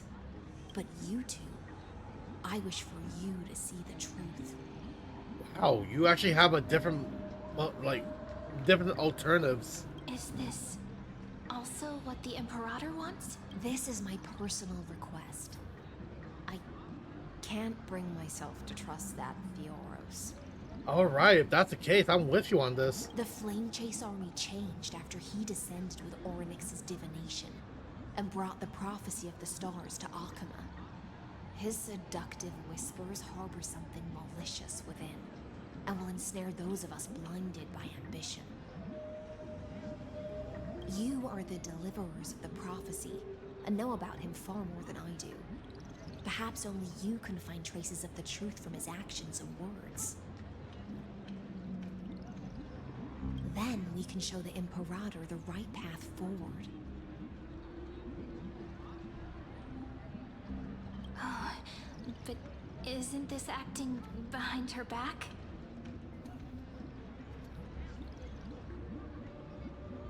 Amphoris has become far too weak. Even heroic actions protecting her from harm must be conducted under the water's surface. I am the Imperator's blade, and I must clear the way for her while remaining concealed in the torrents. Then, ensure I'm pointing my sword towards the true enemy. Can you promise me something, Miss Hysealins? Ask away. My friend has in fact come here to stop that villain's evil scheme. Our goals are aligned, but as to the decision the Imperator must make, he has no wish to transgress her authority. We just want to tell her everything we know. I believe the Imperator will be able to tell right from wrong. I never doubted your loyalty. I'll pass your words faithfully on to her, provided we can gain the advantage in this tug of war, that is. Now, return to the feast. Bring this cup with you and keep your distance. Pretend you are still immersed in the sea siren's fantasia. Gotcha. And I'll control the moisture in the air. That way, you'll be able to listen to sounds from afar as if you are a whale of the depths and hear every word of their conversation. Sounds good. I wish you a victory in this first skirmish. It's the exciting and thrilling undercover part of the adventure. Undercover. Let's mingle in the crowds here. Relax. Relax. Try to act natural. Where's the Imperator? Still not here. That little imp is always acting so high and mighty towards everyone. Today, I will, whatever. Pour me another cup. Though she has succumbed to drunkenness, she still does not dare challenge your authority. A criticism of my height is a grave enough insult already. She should be dismembered.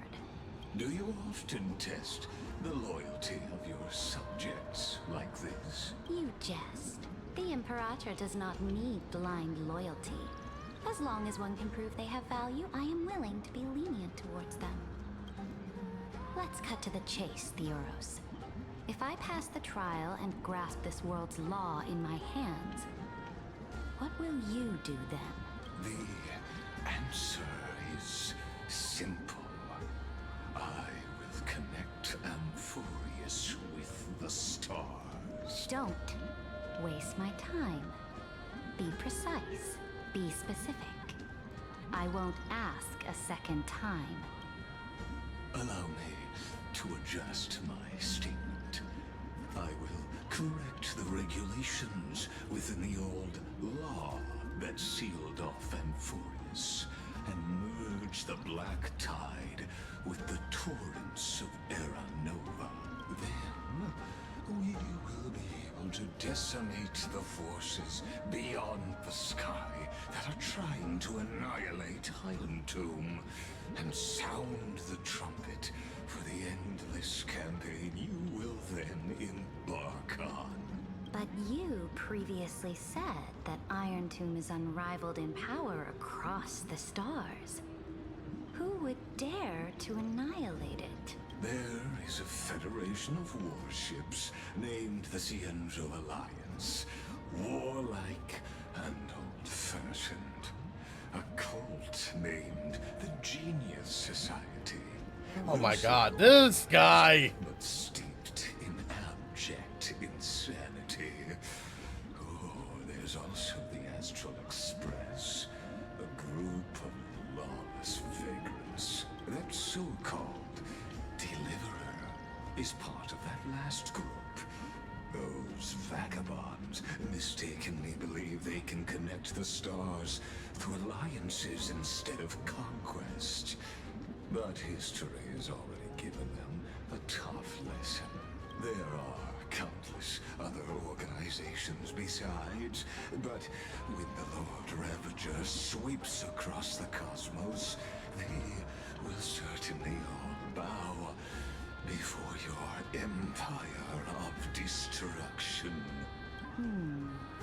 The Achaemen Alliance is invincible! If those civilizations are not as feeble as you describe, then they may still have some value in testing the quality of my blade. That being said, even the smallest and weakest city-states should build an obelisk to the Imperator, so that their people can constantly recall the glory of her conquests. Walk a little longer with me, Theoros. I don't like how this is going. Our little Imperator seems fascinated by the destruction. Yep, that can't be good. Greyfright, a little sea hare? It seems like they're still talking. Get closer. I'll keep carrying their voices to you.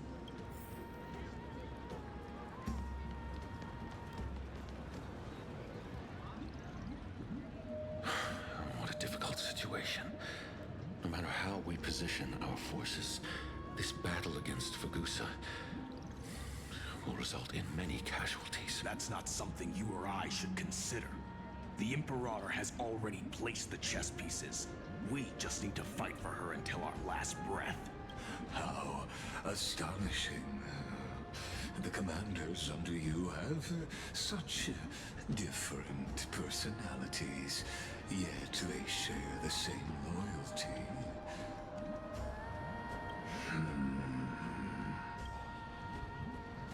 He's looking this way. Quick, do something and pretend we can't see them. Gulp down the honeydew in front of you. Chat with the guest next to you. So you have this super duper speedy rotation of destruction into Amphorius. What? Ha! Wait! Trailblazer! Oh. Huh? Oh, I got it. It's that thing, right? Oh. The one behind the research and development of this golden blood principle is Idonia's manager. Oh dear. Seems like you've met your match, partner. I'm so full of inspiration right now. And I feel so light. What's the matter? My apologies. I was just checking whether everything was fine with those two distinguished guests of yours. And it seems like all is well. Let us continue our previous conversation. Regarding the soldiers fighting for you, are they aware of the price they must pay for the trial of law? If I recall correctly, you've already lost a bout against Talanton due to offering insufficient sacrifices. You dare mention my name alongside the word lost? Forgive my transgression, great Imperator. Watch your words and actions. All you need to know is that my victory in the trial is guaranteed, even without the trial of law. They've already sworn to give their lives for my conquest. So tell me, if everything happens according to our agreement, how would you recommend I deal with that deliverer? Good question. Do not let him fool you. That man from beyond the sky contains a seed of ruin within his body. He must not be allowed to tarnish your glory. Therefore, the wisest decision would be to hand him over to me. You plan to torture him? Christ, man! Calling it experimentation would be more appropriate. The guest's patience is running thin. I plan to remove the Fantasia and head into the banquet. I will heed your advice. Leave for now, Theoros, and go back to Akama. You don't want to confront those two directly either, do you? Indeed, it's a pity that Antikytherans are lightweights when it comes to drinking. Before I leave, I would like to make a toast to your boundless ambition, using my spirit instead of a goblet. This guy's weird. As I expected, that Theoros' schemes have been revealed. Yes. Thank you for your bravery, guests. It's time for me to dispel the Fantasia. This will be the Imperator's last public address before we head off, and therefore, likely, the final chance to change your mind. I will try to get you a chance to speak, and I'll also prepare for any contingencies. The rest is up to you. You should head back to your seats for now. Alright, let's wait.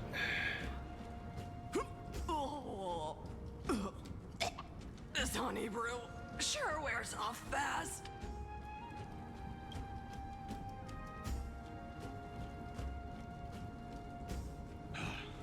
The Imperator! The Imperator has arrived! No need for formalities. I should be apologizing for my tardiness instead. The hour draws late, and I trust you have all had your fill of brews. Therefore, I will not observe the usual ceremonies. Any warrior who has fought by my side should have those speeches memorized by now. The Imperator's word is law. Are you out of your mind, Dux Frigoris? The Imperator hates flattery most of all. A joyous atmosphere is a better fit for showing me your resolve. I believe that you, my dukes, will do all you can to assist in the campaign against Fagusa, just as you always have. However, it's a pity that I have never tested your loyalty. Uh-oh. What does she mean? I have a bad feeling about this. The purpose of tonight's banquet is not to raise our morale, but to establish which allies our alliance can actually trust. Uh-oh. And sever the heads of the traitors as a toast to all before we march. Uh-oh.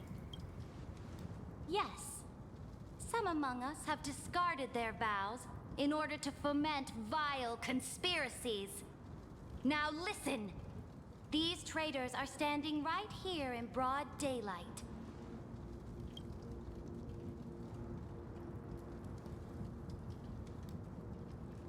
Dux Gladiorum Hycelens. She used the Sea Siren song to immerse the crowds in an illusion and conceal her whereabouts. She then worked with those from beyond the sky to spy on confidential matters, hoping to rob the Warflame by force and harm We've been me, caught red-handed. the Imperator. Yep. Cat's out of the bag.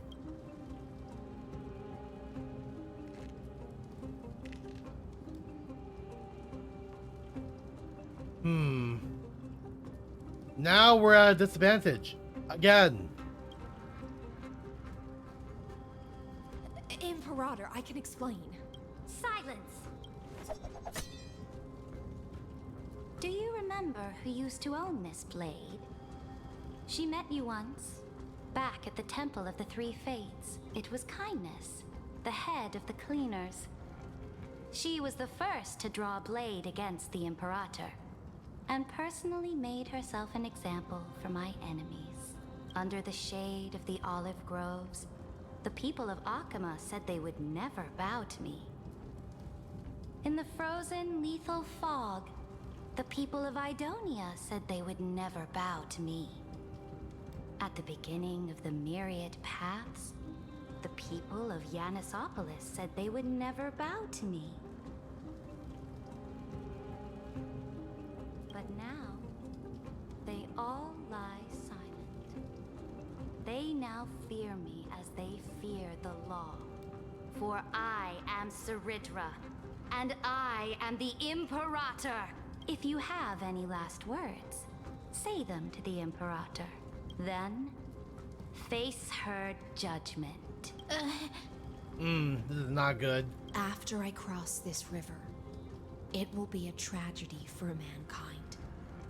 But if I do not cross, then it will be the end of me. If you are ready, then I'll follow you and fight to the last. Deliverer. We must convince Saridra. That's right, friend. Now, use your identity and add in a bit of experience and charm and testify to the Imperator as we promised. You think you can slay a king using your words instead of a sword?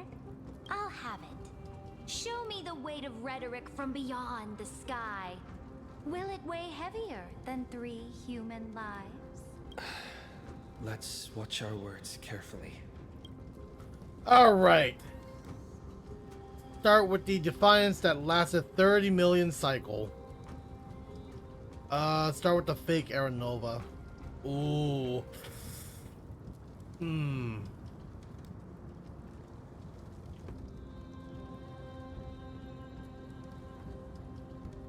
Okay. First option then.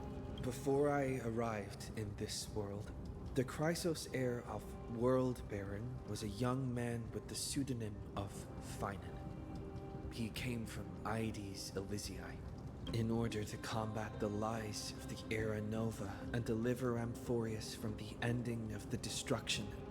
He lived through history 30 million times, hoping, futilely, to find a breakthrough. And Cyrene, the young woman standing beside me, also carries an equally heavy destiny. Okay, listen to your words silently. Talk about Iron Tomb's true identity. Iron Tomb is the ultimate end of Amphorius' destiny. It is an embodiment of pure horror that walks the path of destruction and can never be tamed. That is the only thing Lycus cares about. As for Amphorius, your glory and campaigns, he doesn't care about any of those. He will most certainly betray you. When that time comes, all of us will be ground to dust by the destruction. Okay, no sign of change of emotion. Can't be good. Talk about my resolve or duty. I have seen many beautiful worlds. The road chosen by the Trailblaze is to explore, understand, establish, and connect. That will never change. We will continue our journey until we have united the entire cosmos. Therefore, if you choose the way of the destruction, then I'll place your ambitions into the same basket as Lycus and smash them into pieces with my baseball bat. With your baseball bat. Okay, well.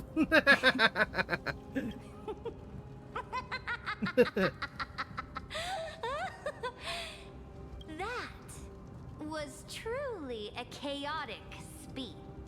I mean, yeah. What are you gonna do about it? All that needs to be said has been said.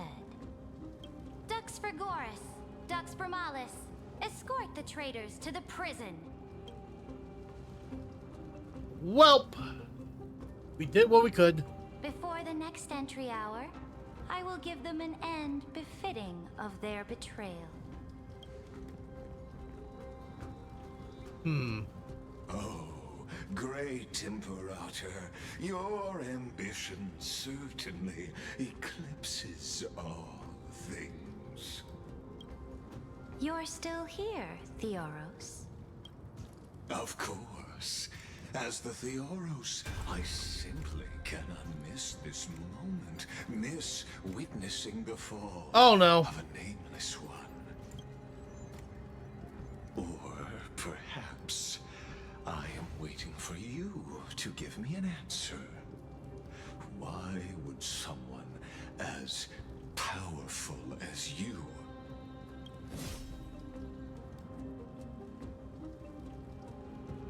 use such a clumsy excuse as imprisonment to ensure the Deliverer's safety? Yep, this is all part of the chess game. So you finally tossed aside your act.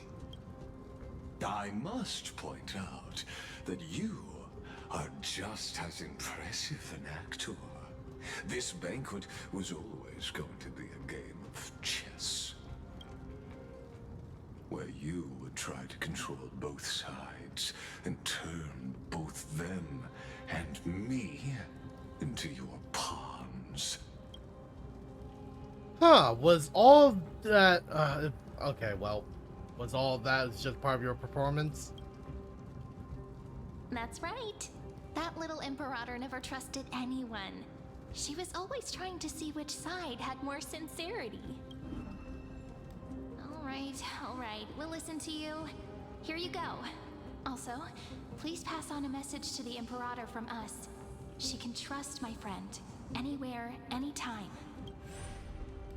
But as to the decision the Imperator must make, he has no wish to transgress her authority. We just want to tell her everything we know.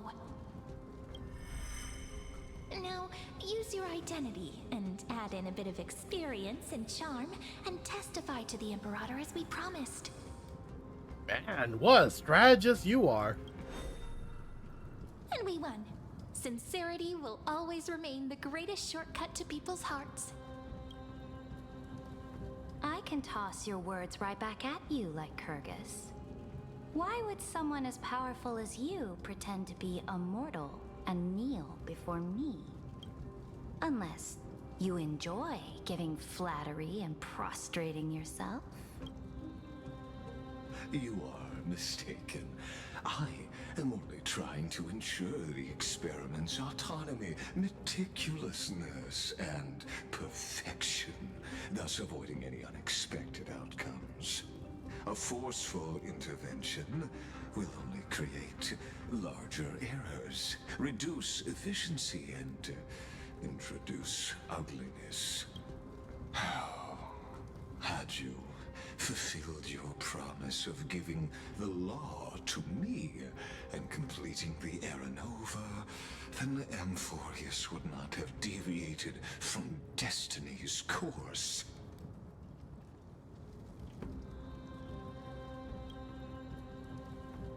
Oh, but you broke your promise. What a pity.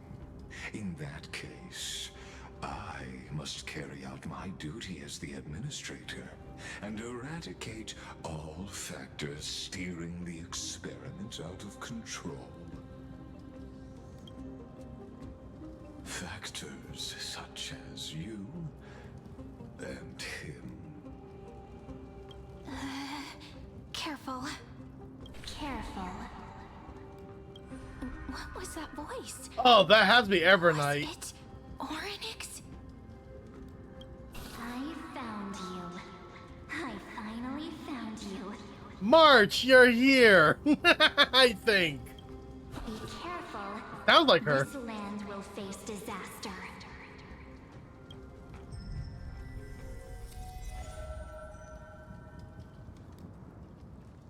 Uh-oh.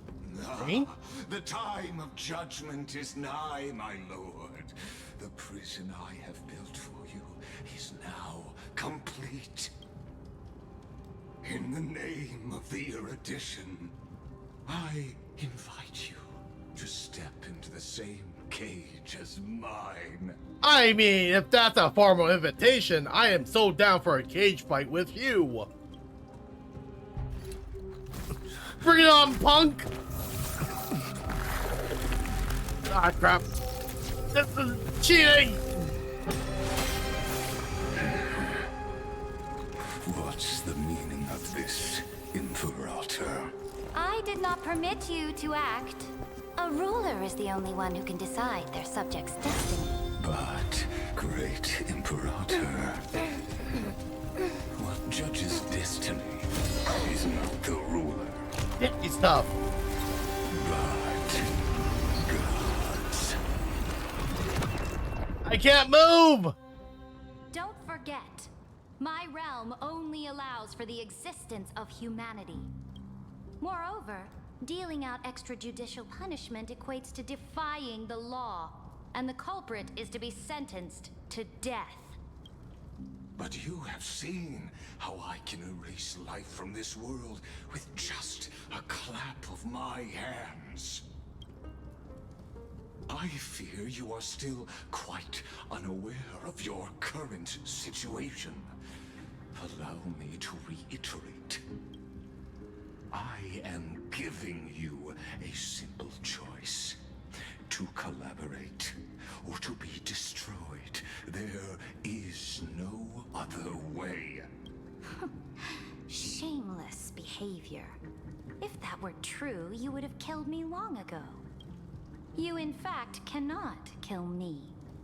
I guessed it the first time I beheaded you. Because of the law, you cannot be completely destroyed. And the same is true of the Chrysos heirs.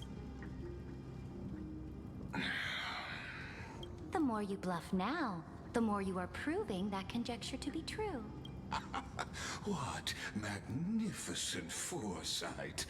I once regarded this precious quality of yours as a sure sign of my ultimate victory. But now, I have to admit that I made a mistake. Yet, as a mere mortal, how will you contend against the Theoros? We are both slaves to hubris. But do you know what differentiates us, Lycurgus? I will never be blinded by my pride. If I wish to break the scale's balance, I only need to appeal to external forces and use them for my own ends.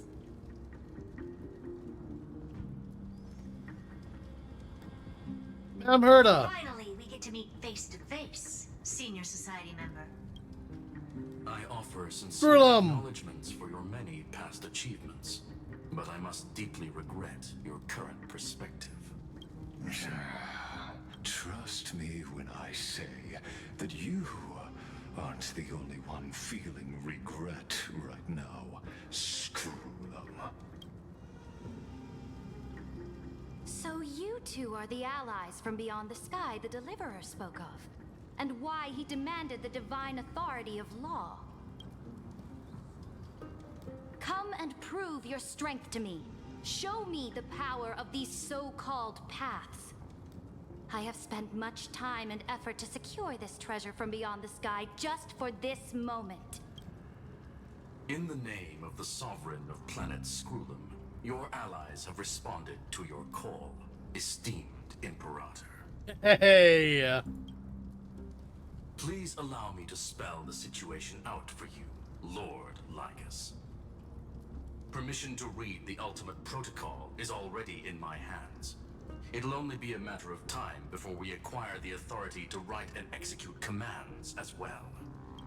There's no way the flame chase journey will continue after you've burnt your bridges so thoroughly like this. Do you really think you can still win? Oh, seriously. Don't embarrass the society.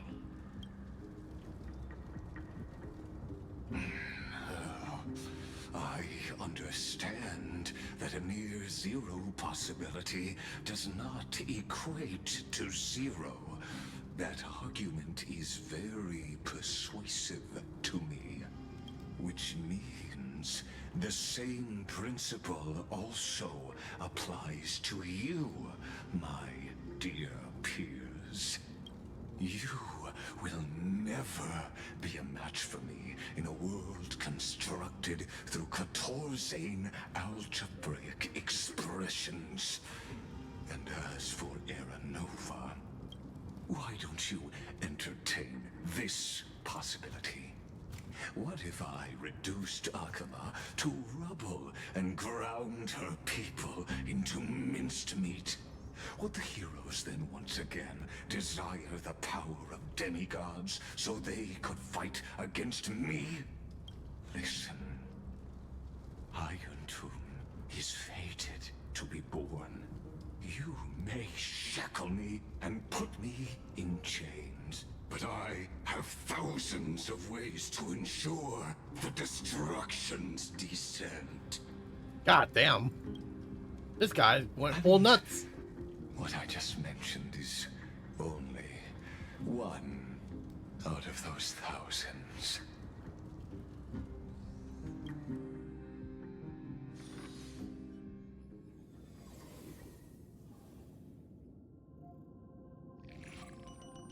This is the place outside the legend?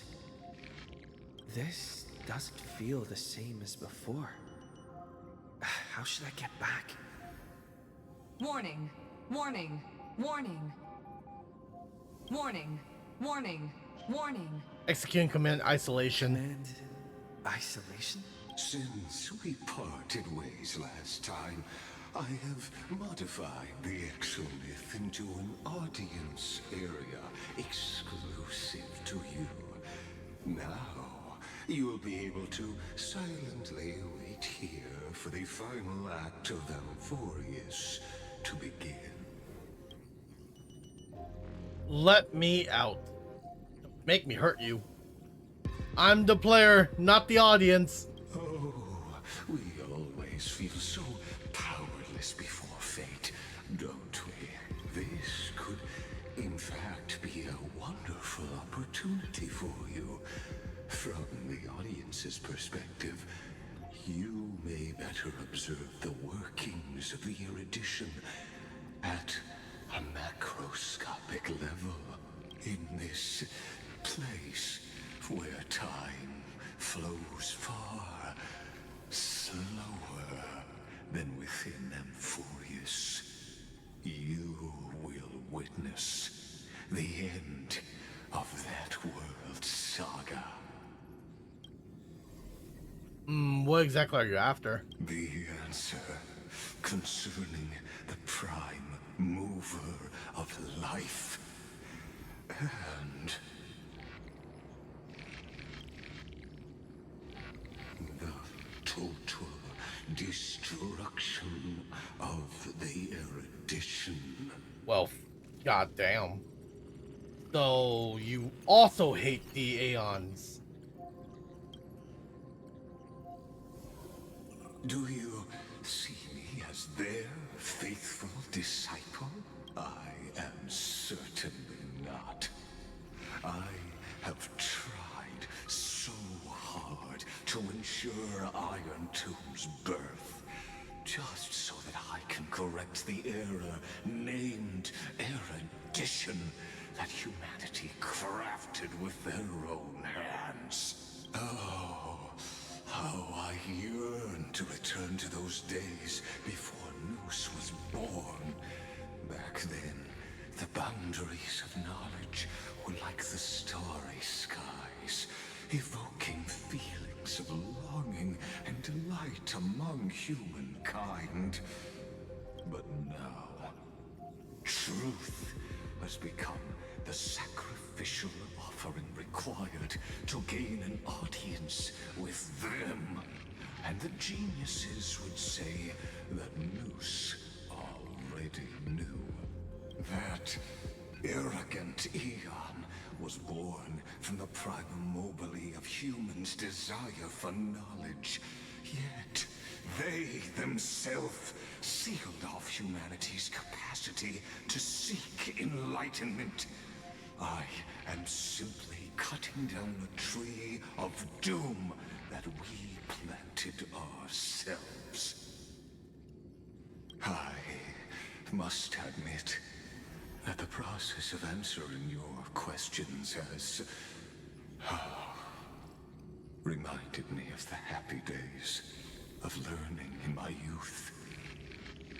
However, it is a pity that my true form must now descend into Amphorius to deal with the accident that arose because of you. But you won't have to wait long. Bro, when this the guy. curtain falls, you'll surely understand mine and Amphorius's ardent wish.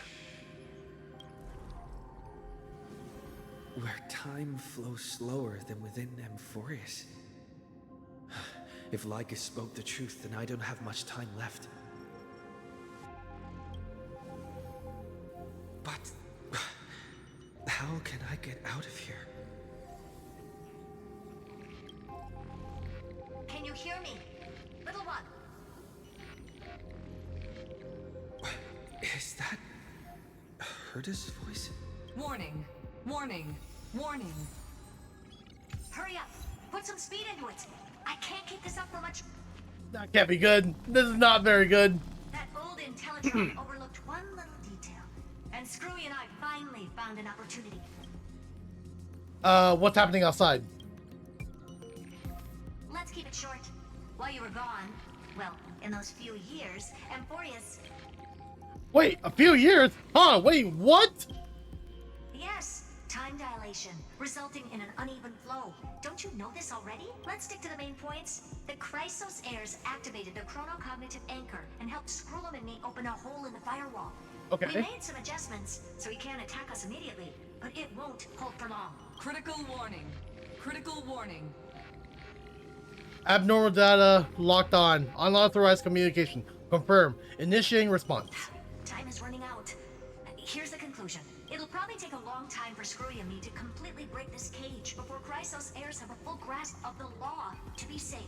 We'll continue to launch side-channel attacks on the system to give you opportunities to escape. You need to seize these opportunities. So start moving and find a way to pull off a magnificent jailbreak. Understood. So, how should I do that? We detected another path's influence. You did? Critical warning. Critical warning. Communication channel analyze. Analysis completed. Terminating unauthorized communication. Its power is strong. May be able to help use the path's power. Make it detect you. Unauthorized communication terminated. Madam! Is Herta saying a certain path's faction has arrived in Amphorius, and I can ask them for help? I mastered the powers of different paths in my previous journeys. Think hard and figure out exactly which faction has arrived at Amphorius and which path's power I should use to call for reinforcements. Are these showing my memories? Which part? Oh, shoot, it's Nanook. With a Stellaron in my body, I woke up at the Herta space station and gained the power of the destruction.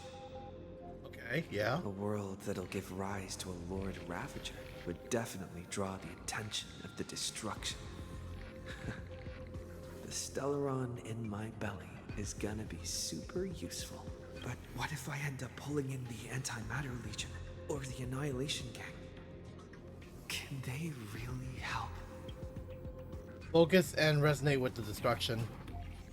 Let Nanook, let me flames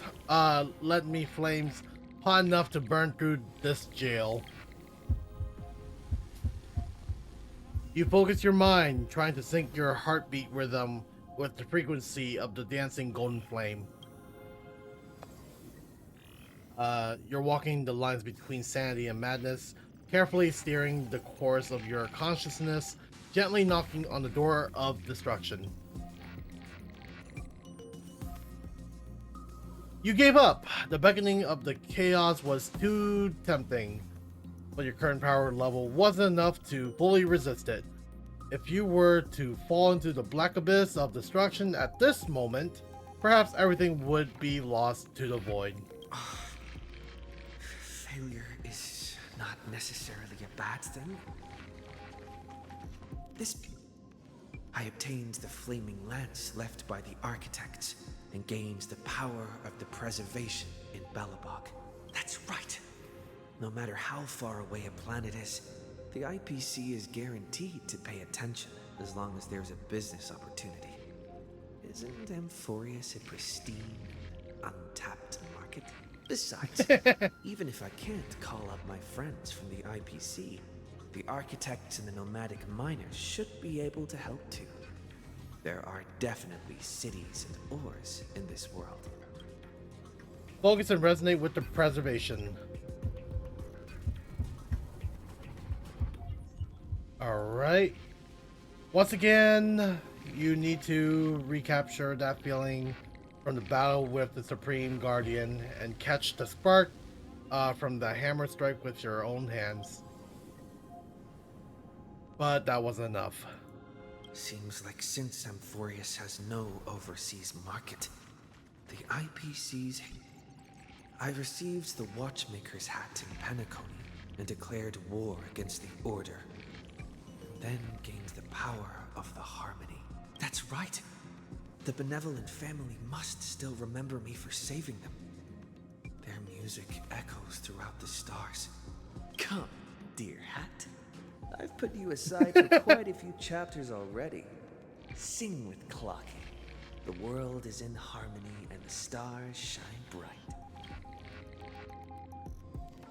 Focus and resonate with harmony.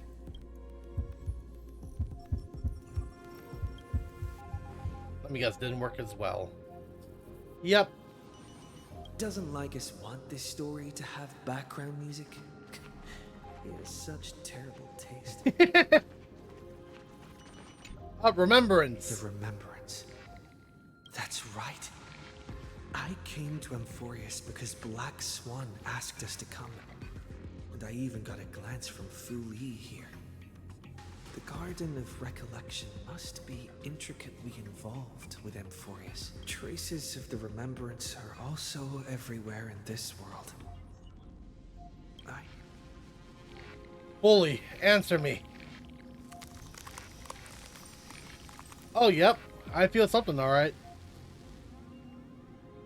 After the power of remembrance blows through, something that should not exist in the in here materialized before your eyes. I finally found you. Following the sound of memories. A Pathstrider walking both the Remembrance and the Trailblaze. Wait, this sounds like...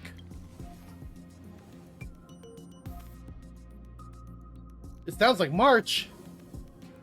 Their soft whispers is like a warm hand that takes up your soul and slowly disperses it beyond the realm. Warning, warning, warning. Warning, unauthorized access detected. Cannot lock onto signal source. Erudition's prison cannot stop us, for we lie outside the logic of zeros and ones. Come, leave the cage of Logos. The mythos of Amphorius waits for you to continue its story. When that brightest star, that star heralding the dawn, finally rises, a boat, so used to drifting, at long last enters an island's safe embrace. Oh, Pathstrider, we have helped you break free. Hurry and set off. March! The child of remembrance awaits you. March? What's she doing here? March! Oh, you're finally here! We haven't seen each other for such a long, long time. Yeah, that's for sure. My good buddy, I've really, really missed you. I miss you too. I really miss you too. I bet you were constantly thinking about the days when I was by your side. That's for sure. It's been so boring waiting for you in this place. There's no one to chat with, no internet, and not even anything to eat or drink. It's basically a prison. Oh man, no internet? What tragic. Oh man. Now the great hero is finally here to save me. Yippee! You must have seen a lot in Amphorius during this time, right? You gotta tell me all about it. It's been a long and audacious journey. Then take your time with the storytelling. Or do you not want to talk to me? But let's get out of this spooky place first. This is not a good spot for a reunion chat. Why don't you take me back to reality? A strange voice told me that I can enter Amphorius if I keep following this road. So, let's head off. I still don't know what that world even looks like. Why does March feel so weird? This march feels kind of forced. I wonder why. What are you standing around for? Do you actually like this place? Get moving. Hurry! This door should be the exit. Maybe my instincts are wrong. Later. Let's follow her first. Bye, March. Okay, I guess not. There was an invisible wall there.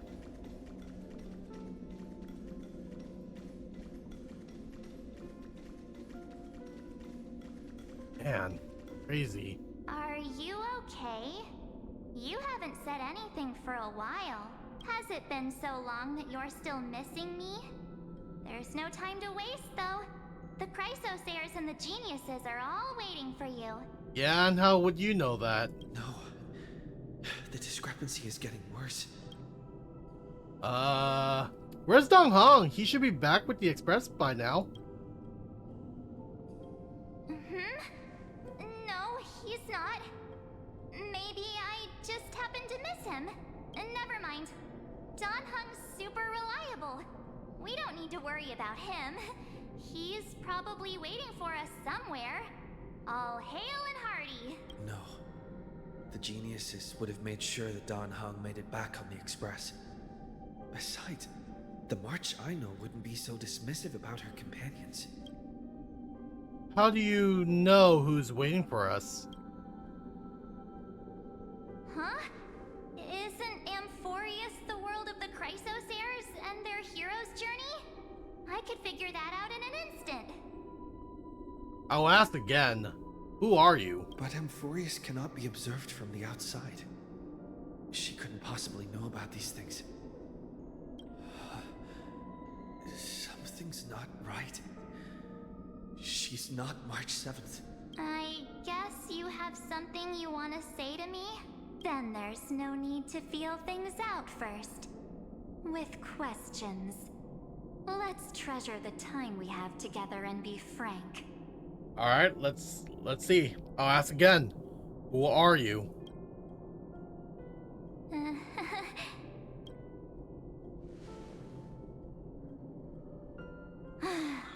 As expected.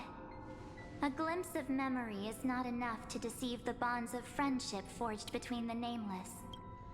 In that case, there's no need for further deceit. You're right. We're not the March 7th you are acquainted with. We're? What's But going we on? can send you back to Amphorius, as long as you are willing to help us. I see. So, Hebrew liars are not trustworthy. So what do you people do with March 7th? She's fine. This form was simply borrowed from your memories. We'll introduce ourselves to gain your trust.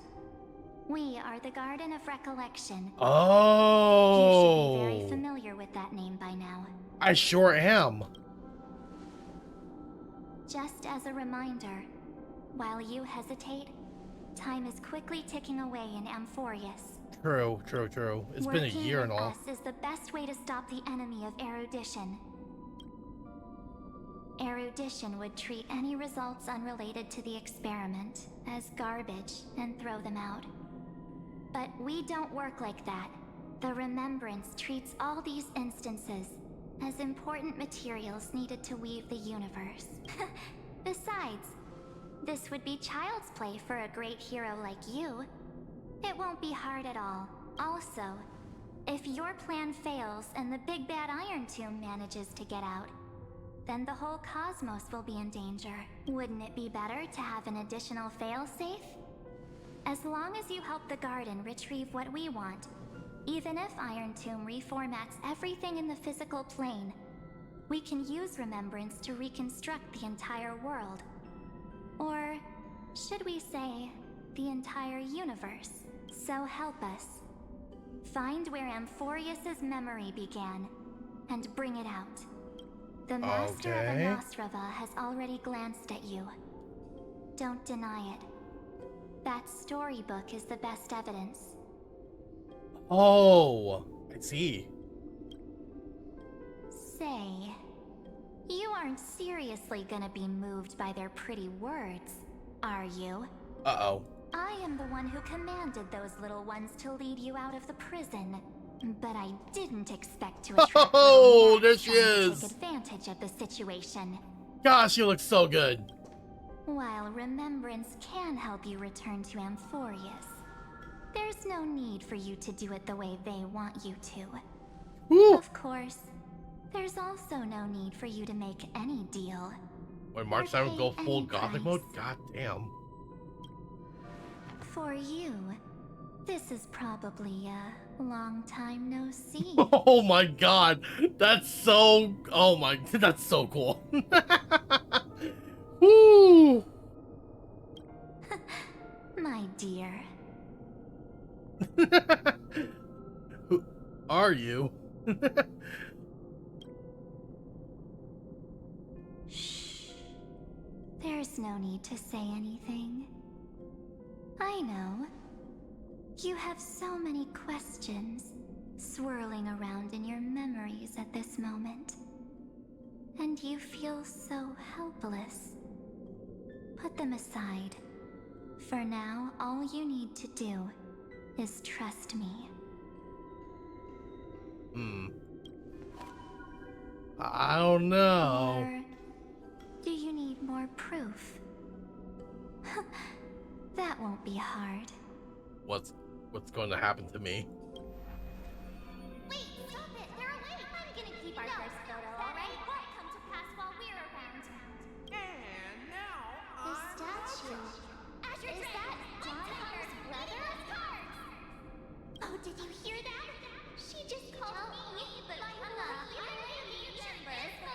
Oh man. We won't escape from it. Crazy. Hey, are you sure? Maybe a couple of punches will help to jog your memory. It's as if they all happened just yesterday, right? I don't want to lie to you. Oh man. Oh, this art looks so good. On. Nope, not this. Can I close this or can I not? Yes, here we go. Give me 1 sec. Alright, I gotcha. 1 sec. That's a really cool wallpaper. I'm just gonna like screenshot it and just use that as my wallpaper. Bam. Haha! It's mine! So good. The third month of Amphorius is the month reserved for the Veil of Evernight. So, place me into your memory using the name Evernight for now. Okay. But who? I'm happy to explain more, just not now. We might have a lot of time to ourselves, but Amphorius does not have that luxury. If we do not stop erudition and destruction, then the journey you've treasured so much will face the prelude to its obliteration. A countdown not in amber eras, but in days, minutes, seconds. No, you're right. So, take this gift, this burning core flame, this footnote of a transaction. It contains hope and the warmth of the entire world, ripples of past reverie. She hid this fire in the long river of time, hoping that her wishes would transcend time to reach your hands in the future. Now, take it, and return with it, dear friend. Return to Amphorius, and overturn the final era Nova. Witness the time that stood still for the Deliverer, and the resistance that never bowed to the destiny of destruction over the long years that passed in a flash. Then, with this core flame blessed by the remembrance, respond to their hopes and blaze a trail to the future. And I will silently watch in a corner of time, waiting for our next encounter. Okay. I believe Wow. It won't be too long. Wow. That's a lot to take in. What exactly is happening? Keep going. Keep trailblazing for Amphorius. For you. And for the March 7th in your memories. Go forth. Let's hope it's not too late. Onward we go. I trust in March, even if she's no longer looks the same.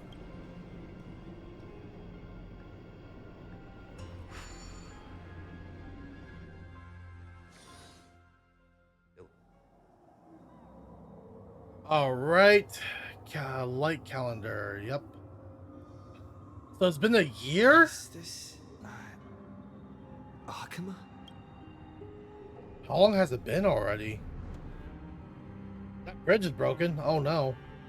No one's here. And the dawn device is off.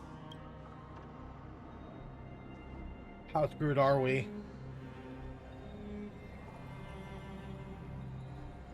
Am I too late?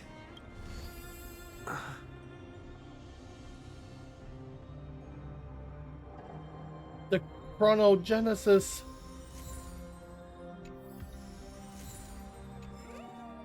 Alright, well, okay. This is actually a good checkpoint for me to end my stream for today, but because that is the case,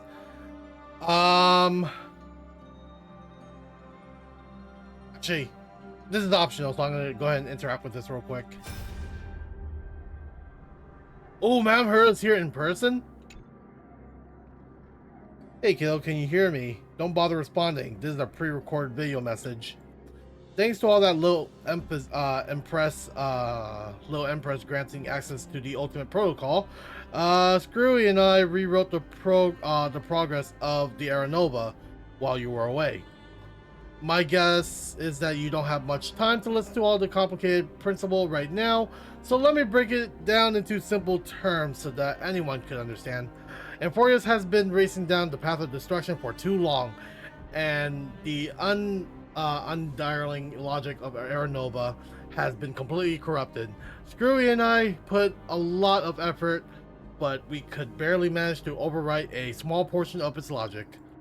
Let's take a progress bar as an example. Iron 2 progress is currently at 99.98%, and through its rewritten Era Nova, we're confident we can push it back to 96%.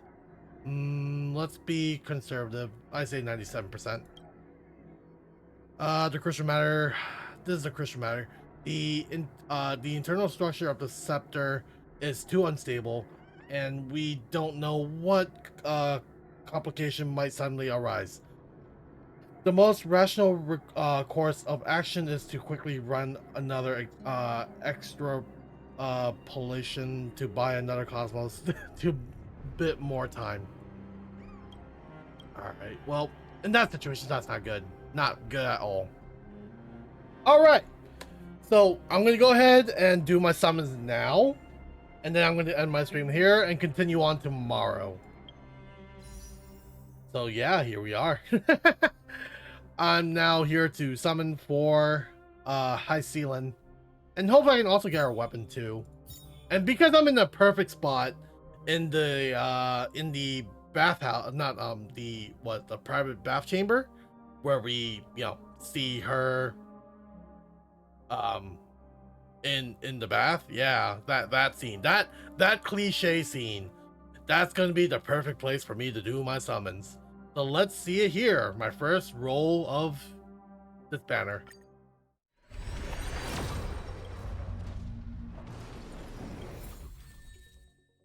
All right, I got nothing. All right, roll number 2.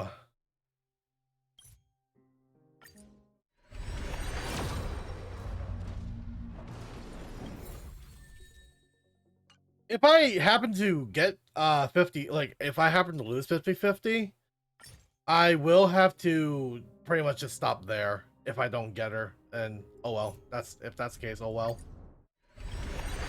Roll number 3. All right, let me grab a little tank here. 5, all right. Roll number 4.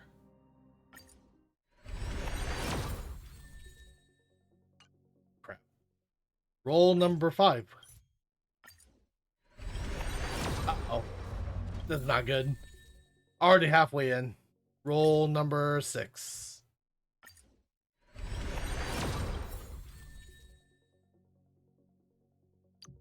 I haven't seen this one before.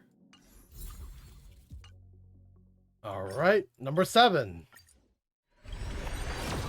I'm gonna hit the maximum pity, am I? All right. So, should I do a hard 80? Yeah, let's do a hard 80. Number 80. Here we go. This is the 5-star, so what do I have here? This is like 80 something pulls, so.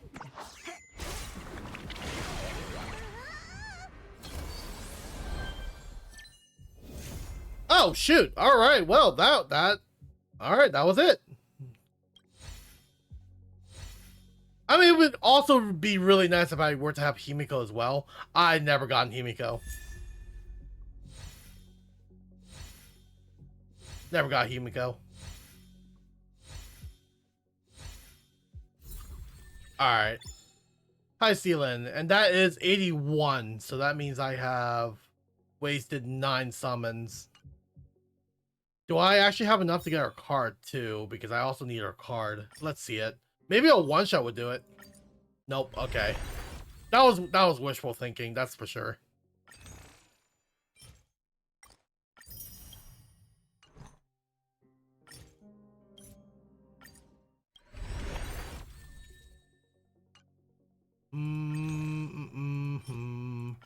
That was number 2. So number 3. This might be my last one if that's the case.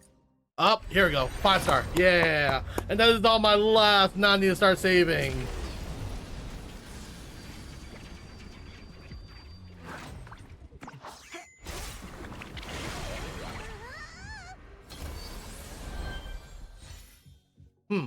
I feel a little weird about that. Show me Nihility. Not that one.